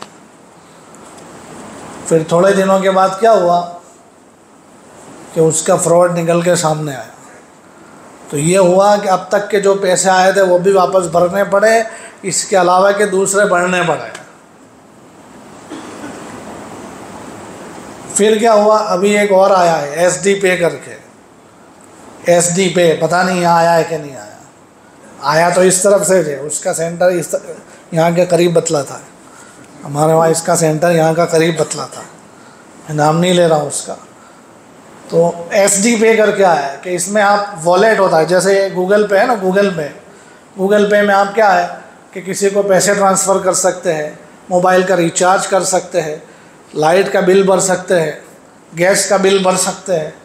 तो वो भी ऐसा ही है कि ये सब बिल भरने के, लेकिन उसके साथ एक ऑप्शन इसमें ज़्यादा है कि आपके वॉलेट में 1000 रुपये पड़े हुए हैं तो एक दिन गुजरने पर आपको 1000 पर 4 रुपये का कैशबैक मिलेगा. आपके अकाउंट में वॉलेट के अंदर 5000 रुपये पड़े हुए हैं, एक दिन गुजरने पर आपको 25 रुपये मिलेंगे. लाख रुपये पड़े हुए हैं तो रोज़ के इतने पैसे मिलेंगे. किसी और को जोड़ते हैं तो इतने पैसे मिलेंगे. मैंने कहा कि भाई मेरे वॉलेट के अंदर 10,000 रुपये पड़े हैं, एक दिन गुजरा, इसमें किस चीज़ का कैशबैक मिला मुझे? बोले कैशबैक है. मैंने कैशबैक है किस चीज़ का? कैशबैक आप कहते तो कैशबैक थोड़ी हो जाता. ये तो सूद है सीधा सीधा कि मेरे पैसे उनके पास पड़े हुए हैं 10,000 रुपये और उस पर रोज़ाना का मुझे वो 13 रुपये इंटरेस्ट दे रहा है, सूद दे रहा है. तो सूद नाम लो तो सूद और कैशबैक नाम लो तो जायज़. लेकिन फिर भी समझ में नहीं आ रहा. लोग अपनी दुकानें बेच के 5-5, 10-10 लाख रुपए वॉलेट में रख रहे हैं कि मलज़ब मजा रोजना 10,000 रुपयाની આપણી કમાઈ થઈ જાય છે. तो ये नाजायज़ आमदनियों की आदत पड़ जाती है तो फिर हाल ये होता है कि समझाने से भी समझ में नहीं आता है। तो ये बिज़नेस के लिए इसका इस्तेमाल है ना, उसमें फ़िल्टर लगाना ज़रूरी है कि नाजायज़ चीज़ें ना आ जाए। जैसे मिसाल के तौर पर इंस्टाग्राम है, आप कहते हैं कि इंस्टाग्राम से हमारा बिज़नेस बहुत डेवलप होता है, हम इंस्टाग्राम पे रखते हैं तो कितने मेरे तो इतने फॉलोअर्स है, इतने फॉलोअर्स तक एक साथ पहुंच जाता है। मैं आपको एक मिसाल देकर समझाता हूँ। जैसे आपकी जूतों की दुकान है, चप्पल की दुकान है, आपने कोई नए बूट आए हुए हैं, उसके फ़ोटो वगैरह लिए, उसका छोटा सा रील बनाया, उसके बैकग्राउंड में ट्रेंडिंग में चलने वाला एक म्यूज़िक डाल दिया कि मौल साहब ट्रेंडिंग म्यूज़िक मूकिया ना अंदर ये जुवान वैसे पाछू ट्रेंडिंग म्यूज़िक आवो જોઈએ। ट्रेंडिंग म्यूज़िक મૂકી દઈએ ને તો આપણું રીલ ઘણા લોકો જોઈ લે, 1 લાખ લોકો જોઈ લે, तो 1 લાખ લોકો સુધી આપણી प्रोडक्ट पहुँची गई है। मैं कहता हूँ भाई आपके जूते, इसके फ़ोटो बनाओ, वीडियो बनाओ, तो उसको बेचो, मना नहीं है, लेकिन साथ में म्यूज़िक जोड़ा है, इसका क्या? 1 लाख लोगों को आप म्यूज़िक सुना चुके, फ़ायदा क्या हुआ कि उस 1 लाख में से शायद 3 या 4 बंदे ख़रीदने वाले हो, वो भी शायद। वो तो आपको पता ही है, आप खुद भी ऐसा करते हो, किसी का भी वीडियो आता है देख के आ गए तो लेवाતું है मौल साहब, तो लोगों रोज़ नવું મૂકો, આપણે रोज़ लेवाનું, ऐसा कह के खरीदता कोई नहीं है। 1 लाख लोग देख लेते हैं, इसमें से 3 लोग कस्टमर आए तो कितना रेशियो हुआ? रेशियो कितना हुआ परसेंटेज के हिसाब से? 1 लाख लोगों ने देखा, 3 लोग उसके कस्टमर बने, 0.03%, 0.03%, इतने लोग खाली कस्टमर बने। उसमें से भी 2 तो ऐसे होते हैं कि पेलो भाई तो आटलाમાં વેચે છે, તમે આટલામાં કહો છો થોડા ઓછા કરો, आधा नफ़ा वो खा गया। 1 या 1.5 कस्टमर मिला, इतना नफ़ा हुआ, और नुकसान कितना हुआ कि 1 लाख लोगों को गाना सुनाने का वबाल आपके सर आ गया। कितने? 1 लाख लोगों को गाना सुनाने का वबाल। आप किसी जगह एक मैदान किराए पर लो, उसमें डीजे लगाओ और सबको दावत दो कि आओ यहाँ बैठो, मैं तुमको म्यूज़िक सुनाता हूँ, तो 1 लाख लोग जमा करने में कितनी मेहनत लगेगी, तब जाके इतना बड़ा गुनाह होगा। और ये थोड़ी सी देर में इतना बड़ा गुनाह हो गया और इसका एहसास भी नहीं है, बल्कि उल्टा फ़ख्र महसूस करता है कि मैंने ट्रेंडिंग म्यूज़िक लगाया था तो मेरी रील मिलियंस में व्यूज़ पहुंच गए, और मिलियंस लोगों का गुनाह अपने सर पर रखा तूने। तो बिज़नेस के लिए जो इस्तेमाल हो रहा है सोशल मीडिया का, इंस्टाग्राम का, व्हाट्सएप का, और इसी तरीके से फेसबुक का या यूट्यूब का, किसी भी चीज़ का, इसमें फ़िल्टर लगाना ज़रूरी है। औरतों की तस्वीरें, म्यूज़िक और एडवर्टाइजमेंट का नाजायज़ तरीक़ा, यानी आपकी चीज़ में नुकसान है, उसके बावजूद आप ऐसा बतला रहे हैं कि मेरी ये चीज़ तो गोया कि जिब्राइल अमीन ने बनाई है, ऐसा बना के पेश करना। जबकि मार्केट में मौजूद घटिया चीज़ों में पीछे से अगर नंबर दिया जाए तो दूसरा तीसरा नंबर, और बतला ऐसा रहा है कि जैसे इससे बेहतर कोई चीज़ नहीं है दुनिया। तो ये नाजायज़ नहीं है, ये धोखाधड़ी नहीं है। तो बिज़नेस के लिए उसका इस्तेमाल जायज़ है, लेकिन फ़िल्टर होना चाहिए। अब एक बात मैं आपको बता दूं, उसके बाद थोड़ा सा आखिरी मुज़ाकरा करके मैं छोड़ दूँगा। इंटरनेट और सोशल मीडिया के नुकसान आप लोगों ने बताए, फ़ायदे पहले बताए मैंने। फ़ायदे के 3 इस्तेमाल होते थे। एक था कम्युनिकेशन के लिए इस्तेमाल, फ़िल्टर लगा कर। दूसरा था इंफॉर्मेशन के लिए इस्तेमाल, फ़िल्टर लगा कर। तीसरा था बिज़नेस के लिए इस्तेमाल, फ़िल्टर लगा कर। इंफॉर्मेशन के फ़िल्टर में ख़ास बात बताई थी कि दीनी बातें, मसाइल, हदीस, कुरान, तफसीर, वो उससे नहीं उलमा से हासिल करो, ठीक है। अब जो इसका सबसे जहरीला और ख़तरनाक इस्तेमाल है सोशल मीडिया का, लेकिन उसकी तरफ तवज्जो नहीं है, वो है, क्योंकि कोई बोला नहीं था उसके नुकसान में, उसके नुकसान में कोई नहीं बोला था इतने बड़े मजमे में से, यानी तवज्जो नहीं है इसकी तरफ। वो है मनोरंजन के लिए सोशल मीडिया का इस्तेमाल, एंटरटेनमेंट के लिए, मनोरंजन के लिए। अरे होता है कि नहीं इसका इस्तेमाल मनोरंजन के लिए? माइंड फ्रेश करवा माटे लाओ जरा रील, जो रील देख रहे हैं। और रील का मामला ऐसा है कि शैतान और उसके चेले इतने लगे कि ईशा का सलाम फिर का आप देखने बैठ जाओ तो फजर की जमात खड़े होने तक भी रील ख़त्म नहीं होंगे। गुनाह के अंबार जमा हो जाएंगे लेकिन रील ख़त्म नहीं होंगे। तो मनोरंजन के लिए इसका इस्तेमाल ये सबसे ख़तरनाक इस्तेमाल है, सबसे नुकसानदेह इस्तेमाल है। इसलिए कि इंटरनेट और मोबाइल को बनाने वालों ने मनोरंजन के लिए नहीं बनाया, मनोरंजन के लिए नहीं बनाया। चाहे इसके अंदर चीज़ें दाखिल की गई मनोरंजन की, लेकिन इसका इस्तेमाल मनोरंजन के लिए बनाया नहीं है। इसकी दलील क्या है कि अभी एक ऑप्शन मोबाइल में पिछले कुछ सालों से शुरू हुआ है, डिजिटल वेलबींग। ये मालूम है इसके बारे में किसे? मोबाइल लाते हो ना तो मारो तो मोंघो मोबाइल જોઈએ છે 40,000નો नवा फीचर्स वालों જોઈએ છે। तो ये फीचर आता है कि नहीं, किसी को पता है कि डिजिटल वेल बीइंग? किसी को मालूम है ये फीचर क्या होता है, उसका इस्तेमाल क्या? जी जी स्क्रीन टाइम बताता है। सही जवाब दिया बंदे ने कि ये फीचर होता है आपका मोबाइल आपने कितनी मर्तबा इस्तेमाल किया है, कितना टाइम आपका फ़ोन के पीछे लगा है। और उसमें भी स्पेशल यूट्यूब के पीछे आपका आज के दिन का 24 घंटे में से कितना टाइम लगा, व्हाट्सएप पर कितना टाइम लगा, नेटफ्लिक्स पे कितना टाइम लगा आपका, और इसी तरीके से स्नैप पे, इंस्टा पे कितना टाइम लगा, और उसका जो जायज़ इस्तेमाल था कम्युनिकेशन का, उस पर कितना टाइम लगा। ये सब कौन बताता है? Digital well being. इसमें फिर ऑप्शन होता है, आपको पता हो तो, कि आप अगर चाहते हैं कि भाई मैं ख़ुद अपनी इस्लाह करना चाहता हूँ, मैं चाहता हूँ कि यूट्यूब पर मेरा कम टाइम लगे, दिन भर की खाली मैं 30 मिनट यूट्यूब को देना चाहता हूँ।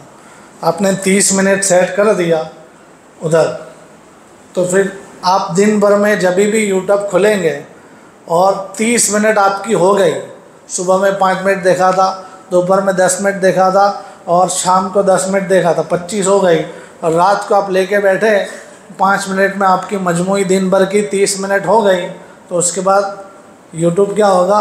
काला होना शुरू हो जाएगा। जी हाँ, स्क्रीन धीरे धीरे काली होने शुरू हो जाएगी, और थोड़ी देर और चले रखेंगे तो काली हो जाएगी। यानी भाई तेरा टाइम हो गया है, अब रख दे इसको। ये कौन बताएगा? अंदर से फ़ोन बताएगा। इंस्टाग्राम पे आपका यूज़ बढ़ रहा है, आप कंट्रोल करना चाहते हैं तो वहाँ लिमिट सेट करें। इंस्टाग्राम पे टाइम रील देखते देखते बढ़ गया तो फिर धीरे धीरे फ़ोन काला हो जाएगा। और काला ना रखना हो, काले में तकलीफ़ होती हो तो बबल्स भी आते हैं, बबल्स रख दिए तो धीरे धीरे फ़ोन में फुग्गे फुग्गे हो जाएंगे, दूसरा कुछ नहीं दिखेगा। तो ये डिजिटल वेल बीइंग, ये फीचर फ़ोन में डालने का मतलब क्या कि ये मनोरंजन के लिए नहीं बनाया है। तुम मनोरंजन के लिए इस्तेमाल करते हो तो लिमिट में रहो, नहीं तो ये मनोरंजन तुम्हें कहाँ पहुँचा देगा। लेकिन इसकी लिमिट नहीं रखी, जिसका नतीजा ये हुआ कि अब मनोरंजन के लिए सबसे ज़्यादा इस्तेमाल ये हमारी कम्युनिटी में, हमारे माशरे में होने लगा। एक एक बंदे का मोबाइल के पीछे खर्च होने वाला टाइम आप गिनो तो 5 घंटे, 6 घंटे, 8 घंटे, 10 घंटे, उसमें से जायज़ इस्तेमाल बताए थे ना, कम्युनिकेशन, इंफॉर्मेशन और बिज़नेस, उसका आप गिनो टाइम तो 30-40 मिनट मुश्किल से होती है। बाकी के 8 घंटे में से 7 घंटे गए किसके लिए? मनोरंजन के लिए। जिसका नतीजा ये हुआ कि सोशल मीडिया और मोबाइल इंटरनेट का एडिक्शन लग गया। क्या लगा? लत। क्या कहते हैं? लत। एक्सपर्ट ने इस पर सर्वे किया तो इनके सामने ये बात आई। एक्सपर्ट में वो खाली मुस्लिम एक्सपर्ट और मौलवी साहब लोगों की बात नहीं है, दुनिया भर के एक्सपर्ट जब इसके पीछे इन्होंने दिमाग लगाया तो पता चला कि एक बंदा अगर दिन भर के खाली 4 घंटे ये मोबाइल पर लगाता है, 24 में से 4 घंटे मोबाइल के पीछे, इंटरनेट के पीछे लगाता है, तो इसका ये मतलब है कि इस बंदे को मोबाइल और इंटरनेट का एडिक्शन यानी लत लग गई है। मेरे को लत लगी है कि नहीं ये मैं चेक करना चाहूँ तो मुझे अपने फ़ोन में मिल जाएगा कि जनाब आली आपका यूट्यूब पर, आपका इंस्टा पर, आपका फला पर कितना वक्त जाता है। 4 घंटे से ज़्यादा वक्त जाता है तो आप खुद तय कर लीजिए कि आप बीमार हैं। जी, क्या है? आप बीमार, आप बीमारी लग गई आपको। अजीब मामला है कि शराब की लत अगर किसी को लग गई हो तो उसको तो किस नज़र से देखा जाता है? भाई शराब की लत है ना, शराब की लत तो समझते हो कि किसी को शराब की ऐसी आदत लगी हुई है कि उसके बगैर चलता नहीं है, तो आप लोग उसको अच्छा समझते हो कि बुरा समझते हो? जी, बुरा समझते हैं। क्यों बुरा समझते हैं? शराब की लत को बुरा समझने की वजह क्या? हराम है।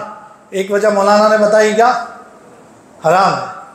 और जी, शराब की लत ये बुरी है, इसकी वजह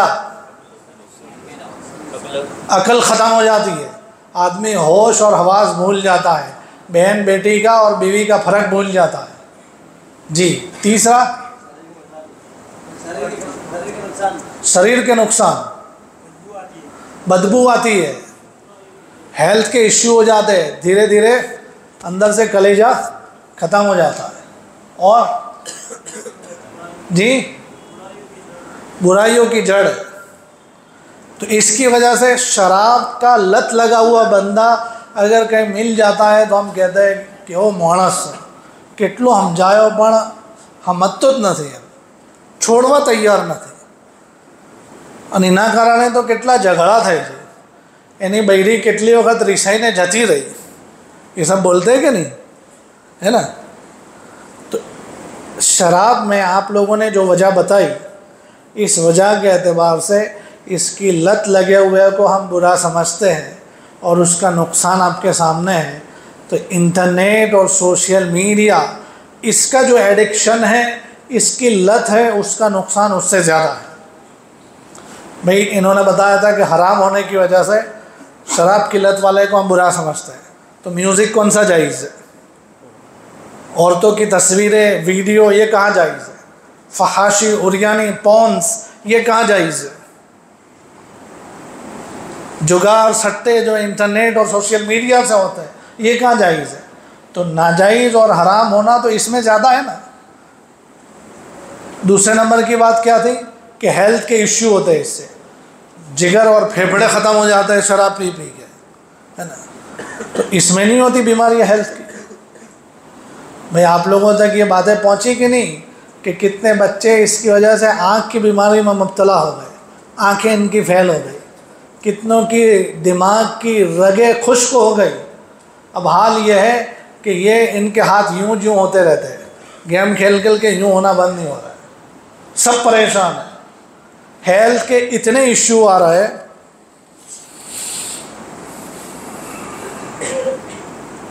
हाँ, ये सुबह में मैंने रिसर्च पढ़ा था, 55% parents are very extremely concern about teens mental health by using social media. के 55% माँ बाप इस बारे में बहुत गहरे फ़िक्रमंद है कि इनकी औलाद सोशल मीडिया के इस्तेमाल की वजह से मेंटल हेल्थ के प्रॉब्लम में है, दिमागी बीमारियों का शिकार हो रही है। 55% वालिदैन को इसकी गहरी फिक्र लगी हुई है।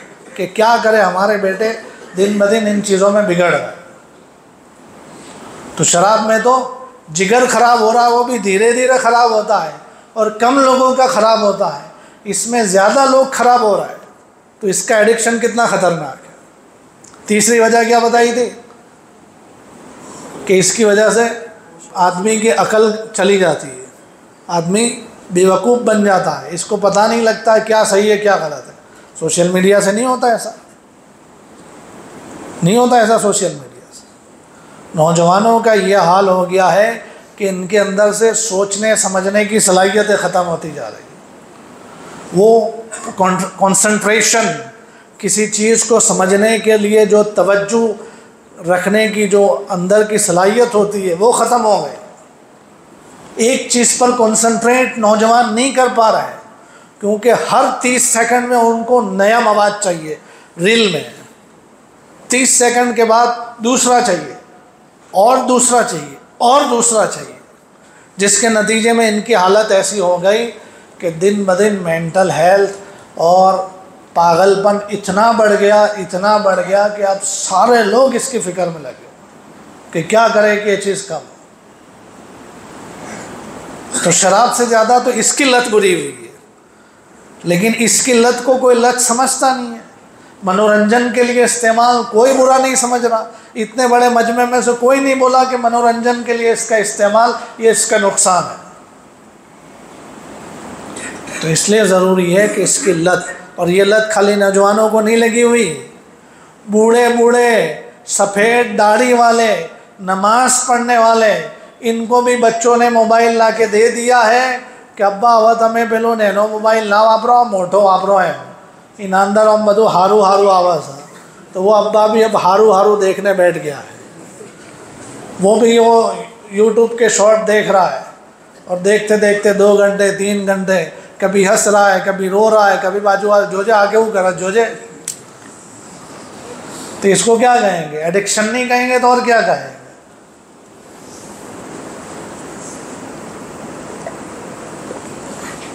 इसकी लत की वजह से बड़ा नुकसान यह हुआ कि मनोरंजन के इस्तेमाल ने बहुत सारे गुनाहों की नफ़रत दिलों में से ख़त्म कर दी। म्यूज़िक का मैंने आपको बताया, बदनज़री का आपको बताया, बदनज़री, म्यूज़िक और इसी के साथ बेहयाई, बदकारी, गैर महरमों के साथ ताल्लुक़ रखना और किसी का अकाउंट हैक करके उसकी बातें मालूम कर लेना, ये सब गुनाह नहीं रहे।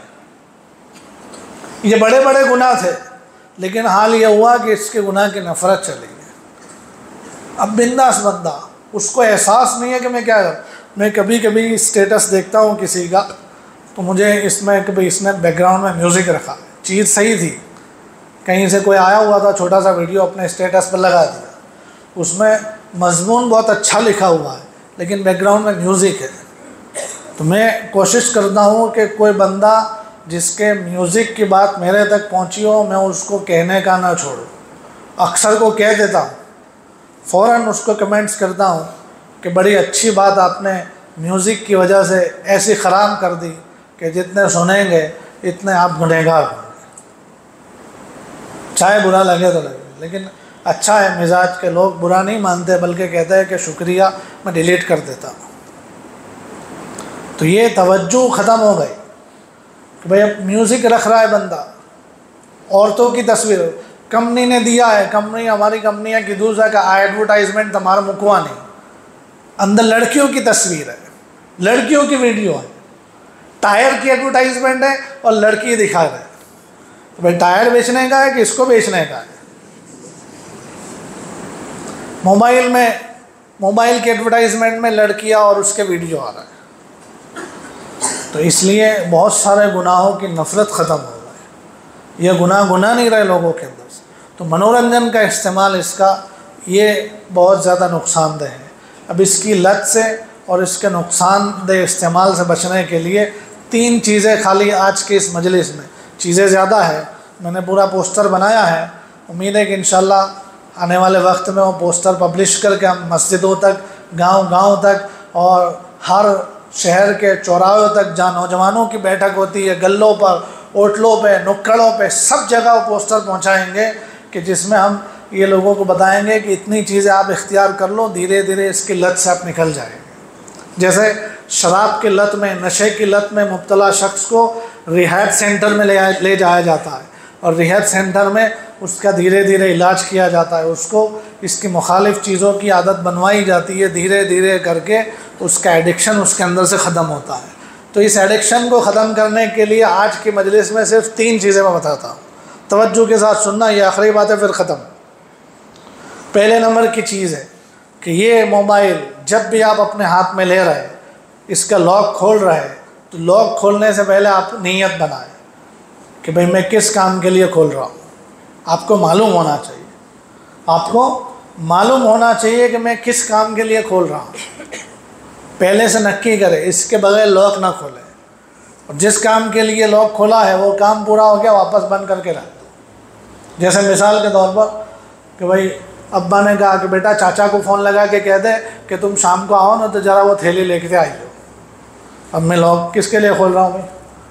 चाचा को फ़ोन लगाने के लिए। और चाचा को फ़ोन लगाने के लिए लॉक खोला, सीधा चाचा को फ़ोन लगाया, किया और फिर रख दो। मुश्किल पड़ेगा थोड़ा सा शुरू में, क्योंकि लत लग गई है ना। लत लगने की वजह से क्या है, खाली खाली मगर जो तो थोड़ी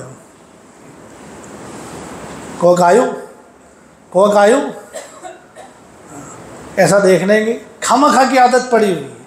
आधा घंटा आप किसी नौजवान को ऐसा देखो कि हाथ में मोबाइल है और वो ऐसे ही बैठा हुआ हो, उसने खोल के देखा ना हो, तो इसका क्या मतलब कि बीमारी लग गई है। इसके छुड़ाने की आदत है कि जब भी किसी काम के लिए, चलो आपको यूट्यूब पे जाकर ही देखना है कि हमारा जोश है यूट्यूब पर कि आज बहुत दाड़ा थी इच्छा थी जो हम व्यवस्थित को चिकन की रेसिपी बने खावी से घर वाला ने बता भी सका तो ज़रा आऊ चिकन बनाए जा रहा है। तो उसके लिए यूट्यूब पर आपने कि लेटेस्ट चिकन रेसिपी ऐसा करके दे, यूट्यूब पर आया, वो देखा, बीवी को भेजा, फिर रख दो वापस। लेकिन चिकन की रेसिपी के साथ आप दूसरी रेसिपियाँ देखने चले जाओ तो इसलिए ये नक्की करने का है कि मैं लॉक क्यों खोल रहा हूँ, किस काम के लिए फ़ोन में जाना है। मुझे गूगल से कुछ पूछ के मालूम करना है, यूट्यूब पे कुछ देखना है, व्हाट्सएप पे किसी का कुछ देखना है, फ़ोन करना है, मैसेज करना है। जिस काम के लिए पहले नक्की करो कि आ काम माटा फ़ोन खोलवाना हो, उसके बाद फिर वो काम हो जाए बंद कर दो। इससे आदत धीरे धीरे कम होगी। एक चीज़ समझ में आ गई। दूसरे नंबर की चीज़, अभी मैं तो कहता हूँ मजलिस में कर दो तो भी सवाब का काम है, और मजलिस के बाद करो तो भी तुम्हें इख्तियार है। अपने फ़ोन में देखो कि कितनी एप्लीकेशनें ऐसी हैं कि जो हमारे काम की नहीं है, और काम की चीज़ अभी मैं बता चुका हूँ कि कम्युनिकेशन, इंफॉर्मेशन और बिज़नेस, इन 3 के अलावा और चीज़ों की जो एप्लीकेशनें भरी हुई है, गेमें भरी हुई है। क्या भरा हुआ है? गेम। कि मोल साहब बधू तमें साइड पर मूको गेम मन नाखो, अमारू मगज फ्रेश थी जाए से ना, गेम से मगज फ्रेश हो जाता है। गेम का अगर एक फ़ायदा भी कोई बता दे ना तो मैं उसको कहूँगा हाँ भाई तू वापर, एक फ़ायदा कोई बता देता। ये जो डिजिटल गेम है मोबाइल में, इंटरनेट, इसका एक भी फ़ायदा नहीं है, एक भी फ़ायदा नहीं। कोई ऐसा कहेंगे मौल साहब मगज नहीं कसौटी था ऐसे, हम मगज फ्रेश था ऐसा, ये ऐसा अगर किसी के मन में है तो मैं पहले से बता देता हूँ कि मगज की कसौटी इतनी हो गई कि ये मेंटल बीमारियों में मुब्तला हो गया। ये मगज की कसौटी हुई कि मगज की चटनी हो गई। तो गेम में एक भी फ़ायदा नहीं है, और नुकसान इतने सारे हैं कि अपने गिनाने जाए तो लंबा टाइम गुजर जाए। तो इसलिए जितनी एप्लीकेशन ऐसी अपने फ़ोन में, गेमें हैं, और ये स्नैपचैट हो गया, स्नैपचैट का भी कोई फ़ायदा नहीं। इंस्टाग्राम को आप ऐसा कहते हो कि बिज़नेस के लिए है, तो मैंने अभी बिज़नेस की हालत बता दी कि 1 लाख लोगों जो हुआ हिम्मत 3 लोगों खरीदवा माटा हो, 3 बे भाव कराइन जाए, एक हर खरीदे ले तो कितना बिज़नेस हुआ, और गुना इतना सारा। तो इसलिए इंस्टाग्राम भी मेरे हिसाब से काम की चीज़ नहीं है, स्नैपचैट भी काम की चीज़ नहीं है। और दूसरे बहुत सारे। तो जितनी एप्लीकेशन है काम की नहीं है, इसको अभी अनइंस्टॉल कर दो। उसमें अकाउंट बना हुआ है तो अकाउंट डिलीट करो, साइन आउट हो जाओ, और वो एप्लीकेशन है अपने फ़ोन में से निकालो। दूसरे नंबर की चीज़ मैं बतला रहा हूँ। और दूसरे नंबर की चीज़ में भी ये शामिल है कि जितनी एप्लीकेशन है आपकी काम की है, जैसे अगर व्हाट्सएप आपके काम का है, या गूगल पे आपका काम का है, या रिचार्ज की कोई एप्लीकेशन आपके काम की है, या आपके बिजनेस के हवाले से कोई और काम का है, एंजल और इसी तरीके से दूसरे बहुत सारे शेयर बाज़ार के एप्लीकेशन, वो आपके काम के हैं। तो जो काम की एप्लीकेशन है, अंदर में जाके उसकी नोटिफिकेशन ऑफ कर दो। क्या करो? नोटिफिकेशन बंद। ये दूसरे नंबर का काम बताया। जो एप्लीकेशन है काम की नहीं है उसको ख़त्म करो, जो काम की है उसका नोटिफिकेशन बंद करो। नोटिफिकेशन का मतलब क्या होता है कि ऊपर जो आ जाता है ना ऐसा, हाँ जो केलू बधु आयु है ना, यूँ ऊपर से खिड़की खोलते हैं ना कि हाँ यूट्यूब में आयु से कॉक, व्हाट्सअप में आयु से, गूगल पे में कॉक आयु से, वहाँ आयु से, हाँ तो ऊपर से यूँ खिड़की उतारते हैं ना तो सब निकलता है। इसको नोटिफिकेशन कहते हैं। वो बंद होनी चाहिए, वो बंद कर दो आप ऐसा कहोगे कि मौल साहब नोटिफिकेशन ना हो तो मन खबर हो पड़ा। मैं ऐसा कहता हूँ कि आपको किसी ने कहा है कि वो ऑफिस जाए ना फोटा मोकलूँ छूँ ना बावनो लिस्ट मोकलूँ छूँ, तो उसके इंतज़ार में नोटिफिकेशन खुली रखने की क्या ज़रूरत है? सीधा उसका व्हाट्सअप जाके चेक कर लो ना कि भाई उसने भाव का लिस्ट भेजा कि नहीं भेजा। नहीं भेजा तो उसको फ़ोन कर दो भाई अजय सुधी आयु ना थी। सीधी सी बात है। नोटिफिकेशन चालू रखने का क्या मतलब? नोटिफिकेशन का हाल ये कि उस पर सर्वे हुआ कि एक नोटिफिकेशन जो आई हुई है उस नोटिफिकेशन को बंदा खोल के अंदर जाता है तो कम से कम 20 मिनट पहले वो वार नहीं आता। ऐसा सर ज़्यादातर लोगों का यह हाल है कि एक नोटिफिकेशन के ज़रिए से बंदा अंदर गया है तो 15-20 मिनट से पहले वार नहीं आता, जिसका नतीजा है कि बहुत सारा टाइम बर्बाद हो रहा है। तो आदत छुड़ाने की 3 चीज़ों में से पहली चीज़ मैंने आपको बताई जी, नीयत बनाओ। फ़ोन खोलने से पहले किस काम के लिए खोल रहे हैं, काम हो जाए फ़ौरन बंद करो, ठीक है। दूसरे नंबर की चीज़, एक्स्ट्रा एप्लीकेशन है सब रिमूव, और जो काम की एप्लीकेशन है उसमें नोटिफिकेशन ऑफ। भाई इतना तो होगा कि नहीं?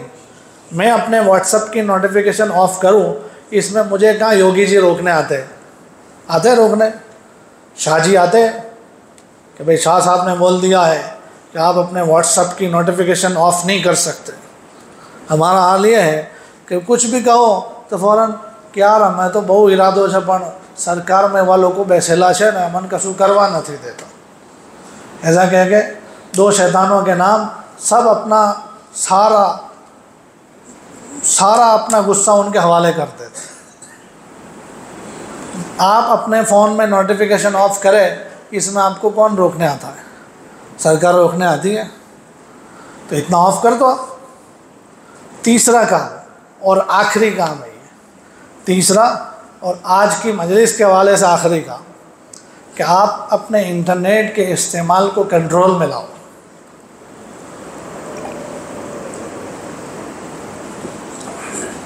इंटरनेट के इस्तेमाल को कंट्रोल में लाने का एक तरीका जो आज भी बहुत सारे लोग करते हैं। अभी मैं खाने बैठा हुआ था, यहीं पालनपुर की बात करता हूँ। एक हज़रत हमारे साथ खाने बैठे हुए थे, मैं देख रहा था उनको। हज़रत ने मोबाइल निकाला, ऊपर से इंटरनेट बंद होता है ना, इंटरनेट शुरू किया, जो कुछ आने का था 1 मिनट में आ गया, फिर से इंटरनेट बंद कर दिया और देखा व्हाट्सएप पर किसी का कोई मैसेज आया था तो उसको जवाब दिया और रख दिया। तो इंटरनेट को कंट्रोल में रखने का एक तरीका ये है कि आप पूरा दिन इंटरनेट ऑन न रखो, पूरा दिन इंटरनेट ऑन न रखो।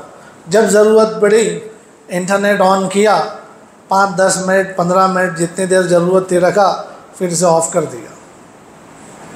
ऐसा करने में क्या जाता है? ऐसा करने में आपके पैसे खर्च होते हैं, बल्कि पैसे बचते हैं। ऐसा करने में आपको कोई पसीना पसीना आ जाता है, बल्कि आपकी हेल्थ अच्छी रहती है। तो इंटरनेट को कंट्रोल में लाना है। एक तरीका मैंने बताया कि जब ज़रूरत पड़े इंटरनेट चालू किया, ज़रूरत पूरी हुई 5, 10, 15 मिनट बाद बंद कर देना। पूरा दिन इंटरनेट ऑन रखने की ये बिदअत ये जनाब जियो लेकर आए है कि नहीं? वरना इससे पहले हिम्मत नहीं होती थी किसी की पूरा दिन इंटरनेट ऑन रखने की। और अभी भी बहुत सारे मुल्कों में यही हाल है। अपने से ज़्यादा तरक्की याफ्ता मुल्कों में हम जमात में गए थे, ऑस्ट्रेलिया और न्यूजीलैंड। तरक्की याफ्ता मुल्कों की फहरिस्त में शुरू में जिनका नाम आता है, वहाँ इंटरनेट महंगा था। जैसा हमारे यहाँ पहले था कि 300 रुपया में 1 GB मट से, ऐसा महंगा इंटरनेट वो सब लोग बन ही रखते थे। जब ज़रूरत हुई शुरू किया, फिर बंद कर दिया। ये तो हमारे यहाँ जियो साहब आए, ये बिदत लेकर आए कि फ्री का इंटरनेट है रखो, और हमने रखा, ऐसा रखा कि आदत पड़ गई। अब यह है कि महीने के 250 रुपये जाएंगे कि महीने के 2500 रुपये जाएंगे, लेकिन हमको इंटरनेट चाहिए न चाहिए। 2 रोटी कम खाएंगे लेकिन इंटरनेट को बचा के रखेंगे। ये हाल हो गया। पहले हम छोटे थे तो ऐसे नारे लगते थे कि आधी रोटी खाएंगे देश को बचाएंगे, और अभी के नौजवान 2 रोटी कम खाएंगे, इंटरनेट को हमेशा ऑन रखेंगे। तो इंटरनेट को कंट्रोल में रखने के लिए उसको बंद करो, जब ज़रूरत पड़ी शुरू किया फिर बंद कर दो। इतना नहीं कर सकते तो दूसरा स्टेप कि 1 महीने में या 15 दिन में या उससे ज़्यादा कर सकते हो तो हफ्ते में 1 दिन नो मोबाइल डे। क्या? नो मोबाइल डे, कि 1 दिन अपना फ़ोन स्विच ऑफ करके रख देंगे, बग़ैर मोबाइल के आज़ादी की ज़िंदगी जिएंगे। अभी हम इसकी कैद में है ना। मोबाइल रही गयो तो अरोमा सर्कल ની ટ્રાફિકમાં પહોંચી ગયો ને તો એ પાછો આવો कि यार मोबाइल रही गयो से ना वगैरह नहीं चाला है, पाछा आता है कि नहीं आता? हफ्ते में नहीं कर सको तो 15 दिन में, नहीं तो महीने में 1 दिन नो मोबाइल डे। और आप ऐसा अपने जानने वालों को बता देंगे कि हमारा महीना में हर महीना नहीं 28 तारीख जैसा ना नो मोबाइल डे हो। ये दिवस अपना फ़ोन बंद, कोई इमरजेंसी ज़रूरत हो तो हमारा पप्पा नो नंबर से अपना फ़ोन कर लेवा। वे ऐसा नहीं कर सकते। इसमें आपको कौन रोकने आता है? यहाँ के MLA आते हैं रोकने के लिए कि जो मोबाइल बंद रखियो था तो जेल में पूरी दईस, ऐसा कोई कहने आता है? तो फिर क्यों नहीं करते? इसकी वजह से ये लत और एडिक्शन ख़त्म होगी। पहले महीने में 1 दिन आप नो मोबाइल डे करेंगे, इसकी वजह से जो आपको सुकून महसूस होगा ना, 15 दिन पर आप करेंगे। फिर हफ्ते में 1 दिन करेंगे, अपना अठवाडिया में 1 દિવસ છે ને રજા હોય છે, મોબાઈલની રજા, બીજું બધું જવા દો, મોબાઈલની રજા, બહુ મજા આવે છે, સુકૂનની ज़िंदगी। कर सकते हैं ऐसा कर सकते हैं। तो इसलिए इंटरनेट को कंट्रोल में रखने के लिए इंटरनेट की ज़रूरत पड़े तब शुरू करें, फिर बंद कर दें, और महीने में हफ्ते में 1 दिन नो मोबाइल डे करें कि मोबाइल वगैरह जीवन है। तो इसकी वजह से ये आदत जो पड़ी हुई है ये ख़त्म हो जाएगी या कम हो जाएगी, और इसकी वजह से आपको जीने का मज़ा आएगा। और इस आदत की वजह से जो बड़े बड़े नुकसान जो यहाँ के समझदार तबके ने अभी बताया, सोशल मीडिया के बड़े ख़तरनाक नुकसानात जो यहाँ के ही लोगों ने बताए, वो सब नुकसान से आप बच जाएंगे। नुकसान हो रहा है कि नहीं, आप सब ने बताया ना, और नुकसान से बचना समझदारी है कि नहीं। तो इसके लिए ये तरीक़ा बताया गया है कि सिर्फ जायज़ इस्तेमाल हो, काम के लिए इस्तेमाल हो, और गलत इस्तेमाल जो हो रहा है उससे बचने का ये तरीक़ा है। लेकिन मैंने कहा और आप सब ने मान लिया, और सुबह से ही यहाँ सब फरिश्ते जैसा माहौल हो गया। ऐसा होता है जी? ऐसा होता तो फिर इतनी मेहनत कर के जमात बनाने की ज़रूरत ना होती। खाली एक बयान करो और 4-4 महीने की न बैरून की जमातें तैयार हो जाए। ऐसा होता है? नहीं होता। तो इसके लिए क्या करेंगे? एक चीज़ मैं आपको बताता हूँ, वो आपको इंटरनेट और सोशल मीडिया या जो भी फितना है, इर्तिदाद का फितना आ जाए कि कोई और फितना आ जाए, बहुत सारे फितने आ चुके हैं, बहुत सारे आने वाले हैं, ख़तरनाक से ख़तरनाक फितने आ जाए, इन सब में आपके लिए प्रोटेक्शन बना रहेगा, हिफाजत का ज़रिया बना रहेगा, वो है उलमा और बुज़ुर्गों से ताल्लुक़। जी, बुज़ुर्गों से, अल्लाह वालों से, उलमा से ताल्लुक़ रखेंगे तो आपको मौके मौके से ये बताते रहेंगे कि ये सोशल मीडिया का नुकसान है, ये इंटरनेट का नुकसान है, इसका इस तरीके से इस्तेमाल हो सकता है, इस तरीके से नहीं कर सकते, ये एप्लीकेशन नाजायज़ आमदनी वाली है, ये एप्लीकेशन जुगार और सट्टे में लगाती है, ये बुरी लत है, ये गुनाह है। ये सब आपको मौके मौके से उलमाए किराम की, बुज़ुर्गों की, अल्लाह वालों की रहबरी मिलती रहेगी, लेकिन आप ताल्लुक़ ही ना रखो तो कहाँ से मिलेगा। तो इसलिए जैसे अलग अलग एप्लीकेशनों का, अलग अलग चीज़ों का आप सब्सक्रिप्शन लेते हैं ना, ऐसे बुज़ुर्गों के साथ ताल्लुक़ का आज आप एक कनेक्शन जोड़ लीजिए।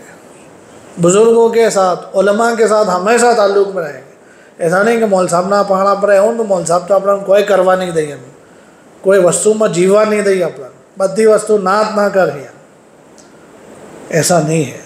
उलमाए किराम को फ़िक्र है कि उम्मत तरक्की भी करे, लेकिन उम्मत तरक्की की चक्कर के अंदर तबाही की गार में गिरे, इसका भी फ़िक्र है उलमा को। तो इसलिए उलमा और बुज़ुर्गों, अल्लाह वालों के साथ ताल्लुक़ कायम रखे, मस्जिदों के माहौल के साथ जुड़े रहे, तो ये फ़ितना क्या, इससे भी बड़े बड़े फ़ितने, और सबसे बड़ा फ़ितना दज्जाल आ जाएगा तो भी हिफाजत हो जाएगी।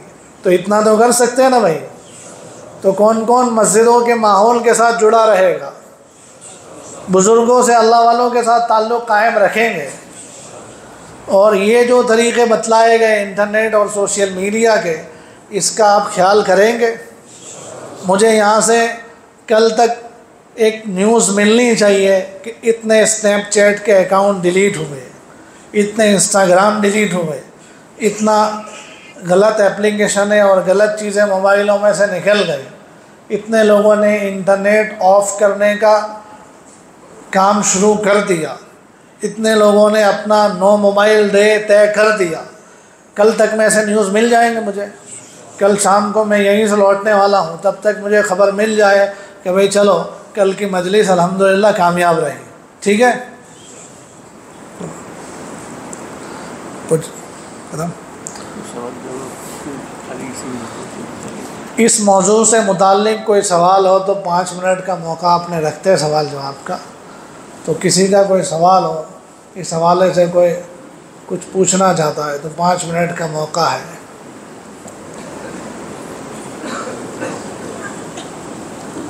मैं तो ये सोच के आया था कि 40-50 मिनट की मजलिस होगी फिर ख़त्म, लेकिन आप लोगों की तवज्जो, आप लोगों का ध्यान, और आप लोग भी चलते रहे मुज़ाकरे में साथ में, तो इसकी वजह से पता नहीं कितना लंबा टाइम हो गया, मुझे एहसास ही नहीं रहा।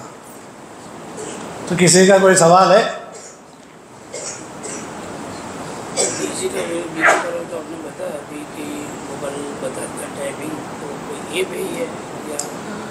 नहीं, ये डिजिटल वेलबींग, ये पूछते हैं कि ये कोई एप्लीकेशन आती है कि क्या आता है।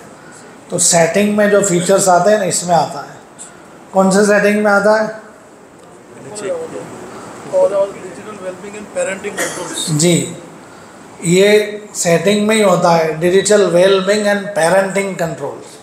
पेरेंटल कंट्रोल्स भी अच्छी चीज़ है। आप अपने घर में बच्चों और औरतों के मोबाइल की निगरानी रखना चाहते हैं, कंट्रोल करना चाहते हैं, तो पेरेंटल कंट्रोल ये ऑप्शन आपके लिए बहुत फ़ायदेमंद है।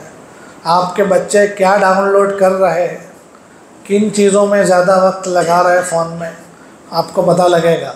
आप ऑफिस में बैठे तो भी पता चलेगा, आप सफ़र में तो भी पता चलेगा, और आप वहाँ से लॉक कर दे तो वो एप्लीकेशन नहीं खुलेंगी उनके फ़ोन में। तो ऐसे फीचर्स भी फ़ोन में दिए जाते हैं, लेकिन अपने को तो वो तो नज़रत नहीं आता। खाली लाल અને કેસરી કલરની વસ્તુઓ જ જોઈએ અમારે। तो तो वो पता ना हो तो जानने वालों से मालूम कर लेना। इधर वो एक साहब ने बताया था सबसे पहले डिजिटल वेलबींग, तो ऐसे नौजवान भी है जो फ़ोन के कोने कोने से वाकिफ़ है। जी ठीक है, दुआ कर ले मामा, दुरूद शरीफ पढ़ लें। अल्हम्दुलिल्लाह रब्बिल आलमीन अर्रहमानिर रहीम मालिकि यौमिद्दीन अल्लाहुम्मा सल्लि अला मुहम्मदिन नबिय्यिल उम्मी व अला आलिहि व सल्लिम तस्लीमा। अल्लाहुम्मा सल्लि अला मुहम्मदिन अब्दिक व रसूलिक व सल्लि अलल मुमिनीन वल मुमिनात वल मुस्लिमीन वल मुस्लिमात। अल्लाहुम्मा इन्ना नस्तगफिरुका व नतूबु इलैक। अल्लाहुम्मा इन्ना नस्तगफिरुका व नतूबु इलैक। अल्लाहुम्मा इन्ना नस्तगफिरुका व नतूबु इलैक। अल्लाहुम्मा वफ़्फ़िक़ना लिमा तुहिब्बु व तर्दा वजअल आखिरतना खैरन मिनल ऊला। अल्लाहुम्मा इन्ना नऊज़ु बिका मिनल फितनि कुल्लिहा मा ज़हरा मिन्हा व मा बतन, मा ज़हरा मिन्हा व मा बतन, मा ज़हरा मिन्हा व मा बतन। मौला करीम आज के इस मजलिस को अपने दरबार में बेइंतहा कबूल फरमा। मौला करीम जिस मकसद के लिए मजलिस रखी गई है इसमें हमें भरपूर कामयाबी नसीब फरमा, इसमें इखलास और लिल्लाहियत अता फरमा। करीम मौला इस मजलिस का नतीजा और असर हमें अपनी आँखों से देखना नसीब फरमा। करीम मौला इंटरनेट और सोशल मीडिया का फितना जो उम्मत के अंदर बहुत दूर तक और बहुत अंदर तक करीम मौला फैल चुका है, इसका इज़ाला और इसका ख़ात्मा हमारे लिए करीब नामुमकिन है। करीम मौला हमारे लिए तो ये नामुमकिन है, लेकिन आपके लिए कोई चीज़ नामुमकिन नहीं है। करीम मौला इसके शर से, इसके फितने से, इसके बुरे असर से, इसके बुरे इस्तेमाल से हमारी और हमारे नौजवानों की, नौजवान बच्चियों की और उम्मत मुस्लिमा की हिफाजत फरमा। करीम मौला हिफाजत फरमा, करीम मौला हिफाजत फरमा। करीम मौला शैतान का एक ऐसा दाव लग गया कि नेकियां सारी ख़त्म हो गई और गुनाहों और तबाही का अंबार हमारे सर लग गया। गुनाह पे गुनाह होते चले जा रहे हैं, एहसास ख़त्म हो गया। करीम मौला गुनाहों की नफ़रत दिलों से ख़त्म हो गई। नतीजा ये हो गया कि हमारे दिल बिल्कुल पत्थर हो गए। इतने ख़तरनाक उम्मत मुस्लिमा पर हालात, ये हमारे आँख में चार आंसू नहीं ला पाते हैं। करीम मौला इस फितने के असर से और उसके शर से हम तमाम की पूरी पूरी हिफाजत फरमा। नौजवानों की ख़ास तौर से हिफाजत फरमा। इंटरनेट और सोशल मीडिया का जो सही और जायज़ इस्तेमाल है और उसके फ़ायदे हो सकते हैं, उनके फ़ायदे से करीम मौला हमें मुस्तफ़ीद फरमा। उसका फ़ायदा उठाने की हमें तौफ़ीक़ अता फरमा और उसके ज़रिए से इशाअत दीन और तबलीग दीन के फ़रीज़े को अंजाम देने की तौफ़ीक़ अता फरमा। उसके ज़रिए से इस्लाम पर होने वाले एतराज़ात और शुकूक व शुबहात के ख़ात्मे की हमें तौफ़ीक़ अता फरमा। इसके ज़रिए से दीन मतीन की मेहनत के लिए जो अमला चाहिए वो अमला हमें नसीब फरमा। करीम मौला इसके गलत इस्तेमालों से, बेहयाई और बेशर्मी के कामों से, बदकारियों से, ज़िनाकारियों से, चोरी, लूट मार, खसूट, फ्रॉड और हर किस्म की अल्लाह बुराइयों से, जुए और सट्टे और उसकी आदतों से करीम मौला हिफाजत फरमा, हिफाजत फरमा, हिफाजत फरमा। अल्लाह हमारे नौजवानों को सही फ़िक्र नसीब फरमा। नौजवानों की सलाहियतों को, उनकी ताक़तों को करीम मौला उनके दिन रात को, इनके औक़ात को दीन मतीन के फ़रोग़ के लिए कबूल फरमा। उनको इसका फ़िक्र नसीब फरमा, उसका एहसास नसीब फरमा। उसके लिए हर शहर में माहौल साजगार फरमा। करीम मौला इसकी निगरानी करने वाले उलमा और ज़िम्मेदारान हर शहर में हमें नसीब फरमा। करीम मौला इस हवाले से उम्मत में जो बदिया फैल रही है, अल्लाह इनका फैलना ख़त्म फरमा, इसका फैलना बंद फरमा। इसकी वजह से जो इर्तिदाद आ रहा है, इस इर्तिदाद से करीम मौला हमारी और उम्मत मुस्लिमा की हिफाजत फरमा। जो अल्लाह करीम मौला जो दीन के बारे में शुकूक व शुबहात में मुब्तला हो चुके हैं, और जहनी इर्तिदाद का शिकार हो चुके हैं, इन्हें वापस आना नसीब फरमा। करीम मौला आप तो बड़े रहीम हैं, रहमत का तकाजा ये है कि वापस दीन हक़ की तरफ आ जाए, वापस ये जन्नत वाले रास्ते की तरफ आ जाए। करीम मौला इन्हें वापस आना नसीब फरमा, इनके जहनों से शुकूक व शुबहात को ख़त्म फरमा, इनके जहनों को दीन और अहकाम दीन से मुतमईन फरमा। करीम मौला हमें भी शरीयत के अहकाम पर इत्मीनान क़ल्बी और शरह सदर नसीब फरमा, शुकूक व शुबहात से और उसके ज़र्रात से करीम मौला हम तमाम की पूरी हिफाजत फरमा। अल्लाह ये मजलिस जिन लोगों ने मुनक़िद की है, इनके अल्लाह इनको बेहतरीन बदला इनायत फरमा, इनके खैर के कामों में इस्तेमाल होने के जज्बे को कबूल फरमा और हर मर्तबा खैर और भलाई के कामों में इनको इस्तेमाल फरमा। इनके दिन रात को, इनके जानो माल को, इनकी सलाहियतों को एलाए कलिमतुल हक़ की खातिर कबूल फरमा और इनको बेहतरीन बदला इनायत फरमा। दुनिया आखिरत में इनके तमाम मसाइल को हल फरमा। करीम मौला इनके लिए दुनिया में खैर और कामयाबी का और आखिरत में उसको अल्लाह नजात का ज़रिया बना। करीम मौला नजात का ज़रिया बना। इस्लाही मजलिस से, इस्लाह मुआशरा के उन्वान से होने वाली तमाम फ़िक्रों को कबूल फरमा, मेहनतों को कबूल फरमा। इसका नतीजा करीम मौला हमें अपनी आँखों से देखना नसीब फरमा। करीम मौला हम कमज़ोर है, मेहनत होने के बाद नतीजा सामने नहीं आता है, हम मायूस हो जाते हैं, हिम्मतें कम पड़ जाती हैं और करीम मौला शैतान और वसाविस हमें घेर लेते हैं। करीम मौला हम कमज़ोरों के हाल पर रहम फरमा, होने वाली मेहनतों के नताइज अपनी आँखों से देखना नसीब फरमा। अल्लाह इस प्रोग्राम को और इस प्रोग्राम के लिए जिन लोगों ने फ़िक्रें की हैं, इन तमाम को करीम मौला इसके ज़रिए से जितने खैर फैलेगी उस खैर के फैलने का ज़रिया बना और इस खैर के ज़र्रे की आबियारी फरमा और इस पूरे शहर के लिए, पूरे इलाके के लिए खैर फैलने का उसे ज़रिया बना। शर और जुल्म से, कुफ्र और शिरक से, बिदआत और रसूमात से करीम मौला इस शहर की, इस इलाके की, यहाँ के लोगों की पूरी हिफाजत फरमा। जो मांगा वो भी अता फरमा, जो मांगने से रह गया वो भी अता फरमा। अपनी शान अता फरमा। इस मजलिस में जो लोग कुर्बानियाँ देकर हाज़िर हुए हैं, वक्त लेकर हाज़िर हुए हैं, इनकी हाज़िरी को कबूल फरमा, इनकी जायज़ तमन्ना और मुरादों को पूरा फरमा। करीम मौला इन्हें हर किस्म की खैर अता फरमा, हर किस्म के शर से हिफाजत फरमा और दुआएं अपने फजल व करम हबीब पाक सल्लल्लाहु अलैहि वालिहि वसल्लम के सदक़े और तुफ़ैल में कबूल व मंजूर फरमा। जज़ल्लाहु अन्ना मुहम्मदन मा हुवा अहलुहु सल्लल्लाहु अलैहि वालिहि वसल्लम।